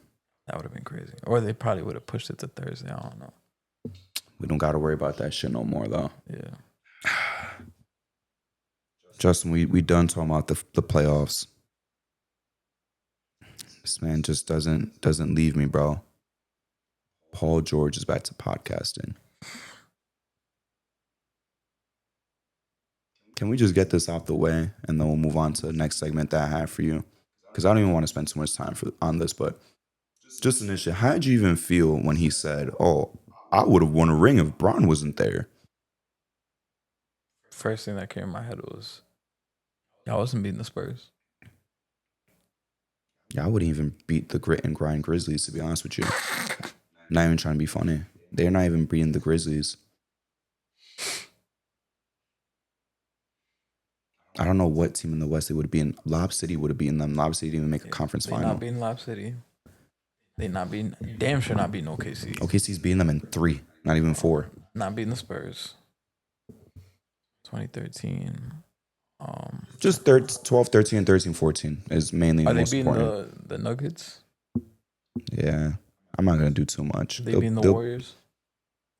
Yeah, too young. After 14, 15, though, it's Clips. Absolutely Clips. I think they beating the Mavericks. Monte Ellis and them? What year was that? 13, 14? 13, 14 when they forced the championship Spurs to 7 games. Took the Spurs to 7. Let's not, erase them completely. That series might go down to the wire. Harden and Dwight, year 1. They not beating that team. Fuck out of here. And they wasn't even in sync either. Yeah. Oh, Dame, year 2, LaMarcus, all them boys. That team was so fun. That one would be close. That would be close. That team was so fun. That's my point, though, bro. They're not beating no team from those 2 seasons, man. I was just like, man, this is a bunch of bullshit, but bro. Fuck that. Like, just the big dogs you wasn't beating at all. Like, realistically, 2013, 14 was really the Spurs, Thunder. I think it was him that let the Wizards take him to 7 when there was the 1 seed. I confused him and the Hawks. Yo, hold on, let me check. I think it was him that let the Wizards take him to 7. 2014? Yeah, I could be bugging. That's when they had the meltdown. Bro, oh my God. Oh, yeah, because I remember the Wizards beat the Bulls in the first round. I don't remember who the Hawks played. Actually, no. Yeah. I They think played the Hawks the round Pacers. 1. Yeah, they played. And the Hawks gave him trouble too, That bro. shit went to Like, 7, I this is think. embarrassing, man. Yeah. Paul George is out here talking about he would have beaten the Spurs. Not, he didn't explicitly say that, but like that's what you're leading to. Come Yeah. on, bro. They wasn't beating the Spurs. Especially the 14 Spurs. What happened? 38 win Hawks took them to 7. Yeah, that's crazy. And the Wizards took them to Y'all 6. wasn't beating the Spurs. Especially the The 14. 8 seed took you to 7 games, bro. Especially the 14 Spurs you wasn't beating. What happened? And the Hawks was up 3-2. That's embarrassing. Yeah, y'all wasn't beating the Spurs, bro. Yo, the talks. Jeff T had 29 points in game 6, bro. Damn, the talk if they lost that series would have been insane. Paul George averaged 24 and nearly 11. And Jeff Teague got 19 points in that series. Paul Millsap 19, 11. Damn, where the fuck was Al Horford? Al Horford must have been injured or something. Also, Al Horford plays, they win that series. Yeah. Imagine if Al Horford got on a podcast and said that shit. Oh, if I don't get hurt in 2014, we beat LeBron. Come on, bro. He's like, if I don't get hurt in 2014, we went to the conference finals. Even besides that, the one thing that I just hear from this, even besides just a championship in this, it's just the man with a million excuses, bro. The NBA player with a million excuses. That's all I hear when he talks in the mic, bro. Excuse number 50,000. And Lowe did a great 50-minute breakdown, Justin. If you didn't check it out, if the crowd didn't check it out either, bro, y'all all got to check it out, man. He even started talking about, like, oh, yeah, we go through a lot of things, like, you know, mentally, like, if you go into a game, let's say you just got into an argument with your spouse. Bro, even Lowe had to be like, yo, you're blaming bad performances on an argument with your girlfriend? Are you being fucking serious? Like, yeah, it's like being real, though. Like, come on, bro. Are you being fucking for real? The man with a million fucking excuses. Oh, the bubble. Oh, I wanted to stay with the Clippers, but they didn't want to give me the no trade clause. Oh, I know Kawhi was better than me, but I want to be paid as much as Kawhi. All this different bullshit. I'm going to be on my bully shit, blah, blah, blah, blah. The funniest shit, though, was that he was out. He said he was running in Philly, like last week, because it was a nice ass day. And he said somebody was walking by, and he said, your ass should be running to the gym. Or walking to the gym. It was once, I think he said he was walking in the city for once. And the dude was like, you should be walking to the fucking gym. Hey, man, maybe you should. He has a fucking point, bro. That shit blew me, bro. So I didn't even want to cut a promo. I had to talk about it, though. Nah, yeah. Just to keep it short, they wasn't beating the Spurs, bro. Absolutely not. Justin, one last segment before we nearly get out of here. And, of course, there's the MVP of the week, which I kind of want to honor somebody with that. But question posed by Mars from Player's Choice. I believe he posted on Twitter. Dequan actually sent it to me. I didn't even get to see it myself on my For You. But he posed a great question of, who do you think would be the top 10 players right now in order if everybody was in their prime? Sorry, peak would be even better of a term. The absolute best year. So should we just go? We should just do this together, going down. If you want to, yeah, you know, you want to do 1 to 10 or 10 to 1. I feel like 1 to 10 is more interesting because we already know who number 1 is. Ron. 10 to 1 would be more interesting if we don't know who 1 is. We know who 1 is. Yeah. But I'm gonna say, well, what year though? We're probably gonna have different years. Just 1 year, or could we do like a stretch of years? I went by 1 year, me personally, but you could do whatever you want. 13 Bron. I also said 12, 13 Bron. Who would be your number 2? This is where it gets hard, the number 2 spot. Would it be 24, 25 Jokic? That's who I had, so we already agreed. Then it's gonna get even harder, number 3. So current guys. 13, 14 Durant. Damn, bro, we 3 for 3. We kind of locked in. Damn, that means we already know who number 4 is about to be though. What, 15, 16, Steph? Steph and Curry. So that's 4. Yeah, number 5. Who would you have? I'm just literally going off the top of the dome right now. Damn, everybody in the prime. Damn, I don't know if I'm bugging for saying this, but the guy that's coming to my head for 5.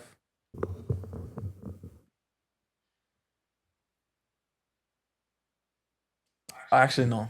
Okay, I was slightly bugging. 20, 21, 22, Giannis. Give me 22, 23 Giannis, Okay. but same person. Number 6. All right, this might be the guy that I was about to put here, All right, you ready? where I might be bugging. All right, we'll just say at the count of 3. 1, 2, 3. 16, Luka 17, Doncic. Kawhi.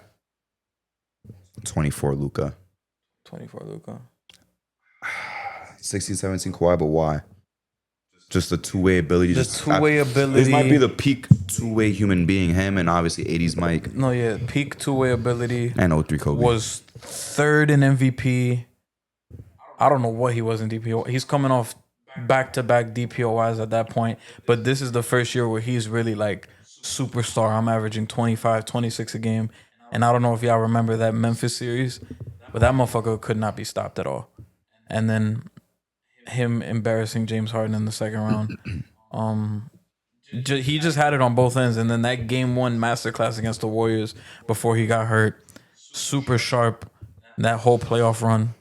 Even missed the last couple games in that Houston series. But that motherfucker put on a fucking masterclass.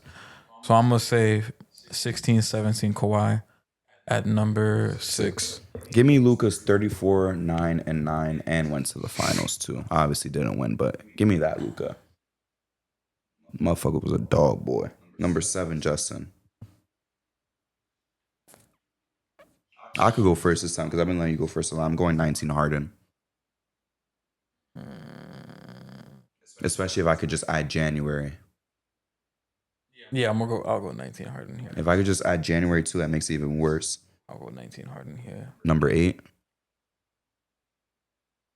This one I'll do 24 Luka. 17 Russ. Okay.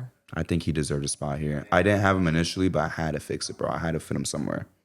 We're getting towards the end. We got 2 more spots. Number 9, 08 CP3. That's a good one. I would feel bad to not have him in here because he does deserve a spot in here. Yeah, that's a good one. I like that one. We'll do it. 08 CP3. That'll be my what? 8, 9? That'll be your number 9. So number 10, before we even say who it is, let's just think of some iconic names that haven't been said yet that could fill up the spot. SGA is available. Embiid's available. AD at his very best is available. I don't know if this moves you a lot, but Dame at his best is available. Tatum is still available. Who else is available? Jimmy at the absolute peak of his powers is available. I know you're shaking your head to that shit. That's fine. Who else am I missing? I don't even want to throw Donovan Mitchell in that conversation. No disrespect to him. D Book at his very best is available. It's literally between 2 guys for me right now. It's between RJ Barrett. For me, it's between D Fox too. 23 D Fox. Nah. For me, it's between. Damn. Whatever the best version of Embiid was, and 2020 Anthony Davis. Who are you picking though?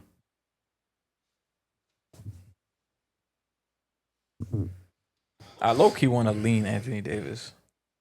2020 Anthony Davis, first year Lakers. Yeah, he was kind of on fire. He was a dog. All NBA first team too. So I'm not gonna lie. Won the chip. Me and D, when we did this back and forth together a couple days ago, we did have like a big debate about number 10. I did have SGA originally. I didn't have Kawhi just because of how phenomenal SGA was this regular season. In the end, me and Dequan did agree just to disagree. But like a couple hours after that, I was like, He's probably right, bro. But I think he specified Raptors, so I would probably go 16, No, 17 as well. 16, 17 Kawhi. I would also go 20, 21 over 18, 19. Oh, 2021 Kawhi. Yeah, over 19. Yeah. Nah, you could. First or second year Clippers, I would take over Raptors. I feel like you could make the argument that 16, 17 Kawhi is the best Kawhi.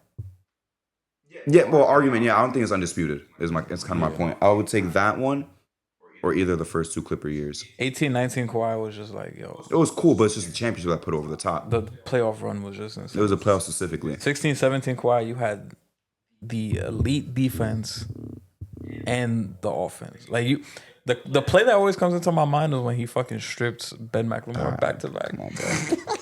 That shit was so funny. Someone who I thought was gonna be a top NBA prospect. Nah, during the draft. my 10th spot, I think I'm gonna go with 2020 Anthony Davis. Shout out to him. If somebody wanted to say Embiid, I wouldn't be mad. But give me 2020 AD. He was All NBA first team, champion. Was he second in DPOY that year? Because I know Giannis won DPOY. I think he finished second. So he might have been second. And then he had a great playoff run. Motherfuckers was debating if he should win Finals MVP after the first 2 games. Hold on, wait a second. Sorry. If D Rose still had a job this year, would you put him in this list?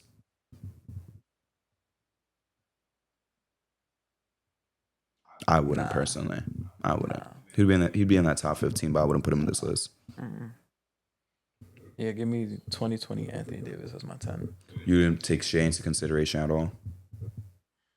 I thought about this year's Shea. I think this year's Shea is better than, man, this is going to sound like crazy recency bias. I think this year's Shea is better than the best version of Embiid. So that last spot for me was between Shea and Kawhi, and I kind of feel like I did disrespect AD. AD should be in that combo. That's the last 3. I'm cutting out Embiid. Completely, unfortunately. Yeah, I'm like, am I bugging for not having Embiid? But it's like that. He has a case. No, he absolutely has a case. He has a case. But I wanted to lean Anthony Davis. I'm just glad that I got to fit Russ in there. I was even thinking about 18 Anthony Davis too. Yeah, he was great. He was great in 18. It's just it upset the Blazers, but like his individual numbers was better than in 18, but 2020 AD was a fucking demon. Yeah, bro. That was a good ass question though. Shout out to him for even posting that. I would have never thought of that. And of course, MVP of the week. I'm gonna give it to Tatum because he's not gonna get it for a very long time. Obviously, circumstantially, he was cooking against us. 42 points. How many rebounds again? 8 rebounds, 4 assists, 4 steals, 2 blocks. Him and Brunson, great all around. Him and Brunson were having that, back and forth for a stint. That was cinema right there. And then, of course, he got hurt. But yeah, Jason Tatum, I'll let him enjoy that MVP of the week from me until he comes back. So I'll let him enjoy this very last one, even though he's going to have many more in the future. Shout out JT. Shout out to him, bro. Any shout outs for you, Justin, in general? You know what we didn't talk about that happened this past week? Draft lottery. Oh, my God. And that shit pissed me off, too. That's the thing. That's a good point. I will say one thing about the draft lottery. If I'm the Utah Jazz, if I'm the owner of the Utah Jazz and the owner of the Washington Wizards, even the Hornets, all 3 of us were getting together, fuck it, we're all billionaires. I'm hiring like private investigators or like the FBI or some shit. And I'm investigating some collusion. Because all 3 of us just got screwed the fuck over. Crazy. Because remember, you and me were talking about type of Cooper Flag going to the East. We need him to go to the East. He's gonna go to Washington. That's gonna be cool. Him and Sar and Bilal, like that's gonna be a cool team up. All that shit. Especially me, I was really high on seeing Cooper Flag go to DC. I thought that was like a perfect spot for him to land. A growing young team, no crazy immediate expectations for him, and it would also give him room to grow and get into the playoffs quicker than the West, right? But of course, whether it was the luck of Dallas, whether it was a handshake deal under the table between him, Rob, and Adam Silver, we'll never know. But fuck, man, if I'm those 3 owners, I'm either suing the fucking league or I'm getting somebody to investigate this shit. Because something smells very fucking fishy, OD. and And it's like I'm not liking it, to be the honest with you. three teams that got the top three teams all have like all-star players on the roster Already. already. It's criminal that Washington fell to 6. And I don't even like. This is what pissed me off too. I don't even like that Dylan Harper's gonna end up going to the Spurs. I hate that for him. I hate it for him. I hate it for Castle, and I hate it for all three I of them. hate that shit, bro. I hate it for all three of them, bro. They're all getting screwed over. They're all equally getting All screwed getting over. screwed over. Because Fox is not 32, and it's like, all right, like Fox is just like a stopgap until Dylan Harper hits, like his prime. That's not how it's gonna work at all. He's still in his prime. He's in the middle of his prime. He's not even 30. And then you have Castle, who was frying. And now what? You bring in another young, dynamic guard. And you can't even pass on him either. Because it's a two-person draft. Well, no disrespect. There's a very good draft. But let me say this. The first two picks are undisputed. They're locked. That's the way to put it. It's not a two-man draft.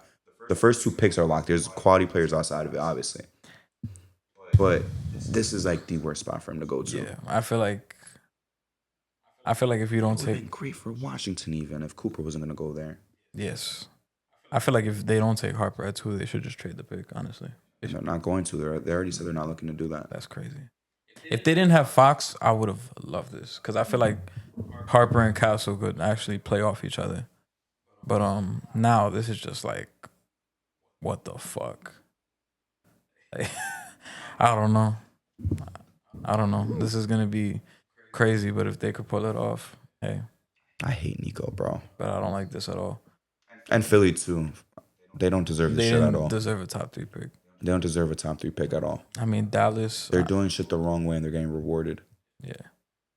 Dallas, I mean, for Cooper, I mean, the biggest winners is, I guess, Cooper and the fans. Because, like, for Cooper, like, even going back to high school, him being surrounded by other, like, talented players has always worked in his benefit. So this is going to be another one of those cases where this is going to benefit him. He's going to have, I could already see it now, he's going to be in those Tatum conversations where it's like, you never had to struggle because your team was always lit. But I feel like the biggest question for Dallas is like, how are you going to... I don't think it's going to be like that. It might be, but it's going to be like, yo, how is Dallas going to build around him once AD and Kyrie retire? Because they don't really have young players on the roster and they don't have future picks like that. Because your young guys is what? Max Christie, Derek Lively, and Jaden Hardy, and Omax Prosper. Like, yeah, cool. Motherfuckers said, oh, Max, come on, bro. Yeah. So, like, you have to think about 5 years from now when Coop is 24, because he's going to enter the league as the youngest player in the NBA. He should be in high school. He should be graduating high school right now. So you have to think about those 5 years. What are you going to put around him? Because right now, on paper, with this team, they should be like, I don't want to say a top 16, but they should be like a playing team at the least. They won 39 games last year. I wouldn't say that, Justin. Kyrie I'm going not to be saying out. that. I'm not saying that. We don't know who's going to... This is kind of why I also hated the top 2 picks going to the West. Yeah, This is fucking up the West even more, bro. The West is going to be insane. I guess for like entertainment values of the standings, like sure it'll be cool, but let's be real, bro. The West is already lit enough. Like some of the wealth had to go to the East, bro. And Adam Silver, like if this was rigged, this is very fucking stupid because sure I get it, the market over there in Dallas and all that, and Philly's in the East, but like the Dallas market and the market in Dallas and shit like that, but. Bro, you hear the fans talk so much shit about the East being substantially worse than the West for the last 25 plus years. You have the chance to send 2 guys, phenomenal talents, to the East. You just say, nah, fuck it, let them go West. Where the West is already looking fucking crazy. And there's damn near 12, 13 teams that already look like they deserve to go into the playoffs. And it's only going to get even worse. Yeah. I can't even say that team's stamped to go to the play-in. I can't even say they're stamped as a 10 seed. That's ridiculous to even say out loud. The only thing that we know is that the Jazz are going to be the worst team. Everything else is up in the air. Yeah, this is crazy. We can't even Holy guarantee shit. the Thunder to be the 1 seed. Everything else is up in the air, 1 through 14. We don't know. We just know the Jazz is going to be number 15. What a conference. I don't like it at all. I think this is a terrible idea. If this was rigged, I think this was a stupid idea. Yeah. That deal don't even make sense. Like replacing Luca for, AD and Coop. For Luka, essentially. Yeah, I guess.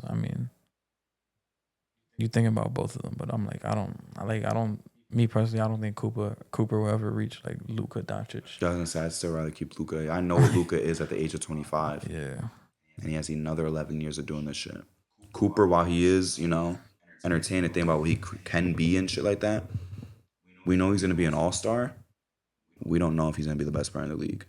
Like we knew that Wemby was coming in, If this was to get Wemby, yeah, I'd do his deal. Absolutely. To get my shit rigged, hell yeah. Cooper Flag, like, and I'm sure you can agree with me, and this is kind of a discussion I've had, with a couple people.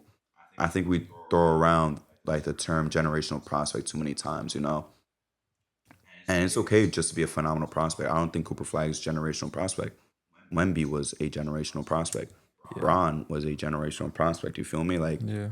We don't have to. Shaq was a generational prospect. Kareem, we don't have to force every guy that looks great at number one to be generational.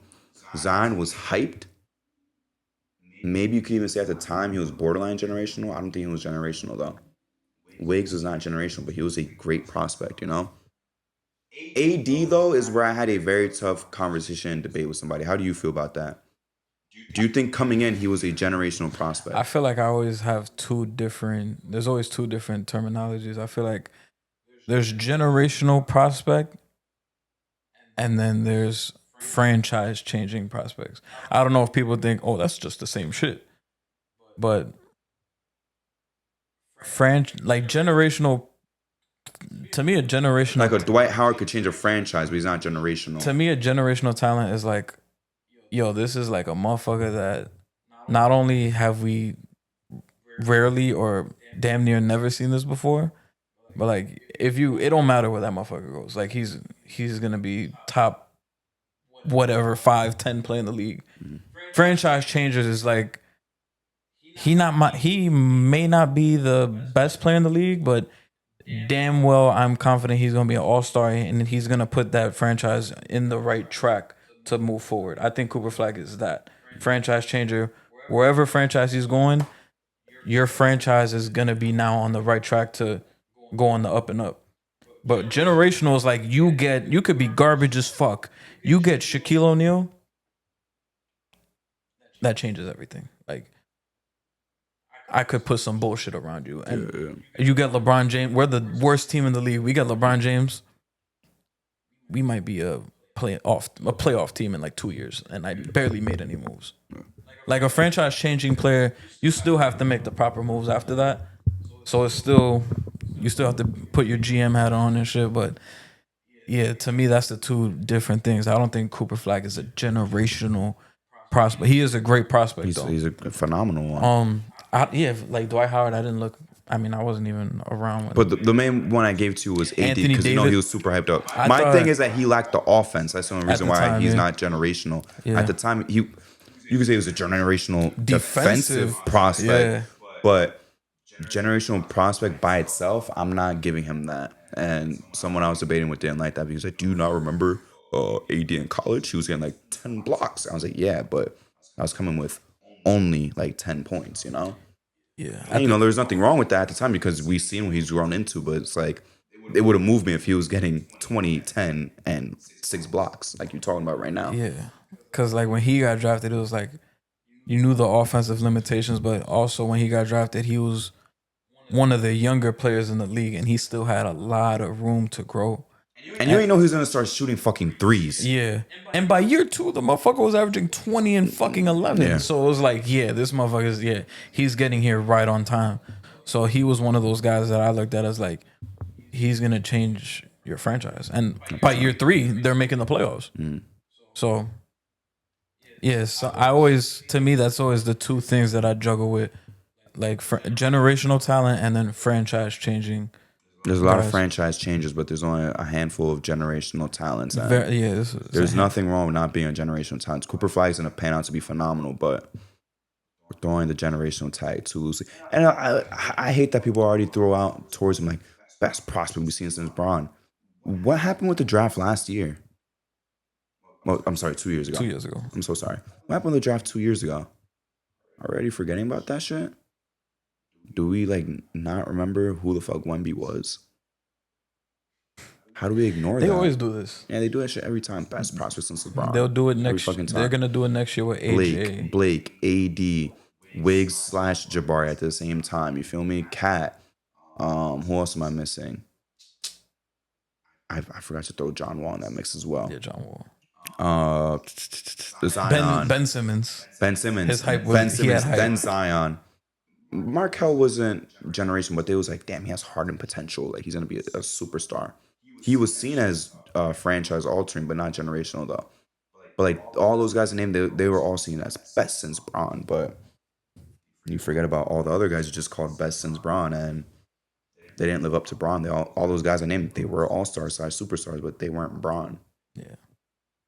Which isn't an insult at all either. They all had their own Hall of Fame or Hall of very good careers. They're gonna do it next year too with AJ and Darren.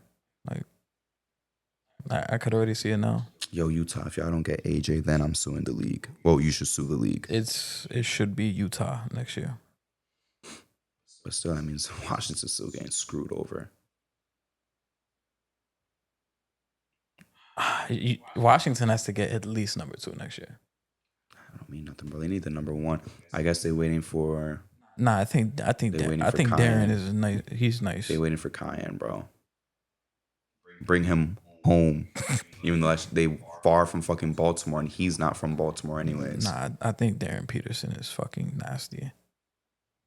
I think Washington will be happy as fuck with him if they even get number 2. Yeah. And then I still think we're kind of sleeping on the Hornets getting fucked over too. But at least they'll get one of Ace or VJ. Yeah, hopefully it's VJ because I would hate Ace to go there. I would hate Ace to go to Philly too. Yeah, yeah. I feel like Philly's gonna take VJ though. I think Philly's a bad spot for both of them. Low key, yeah. But someone has to go there. Probably worse for Ace, in my opinion.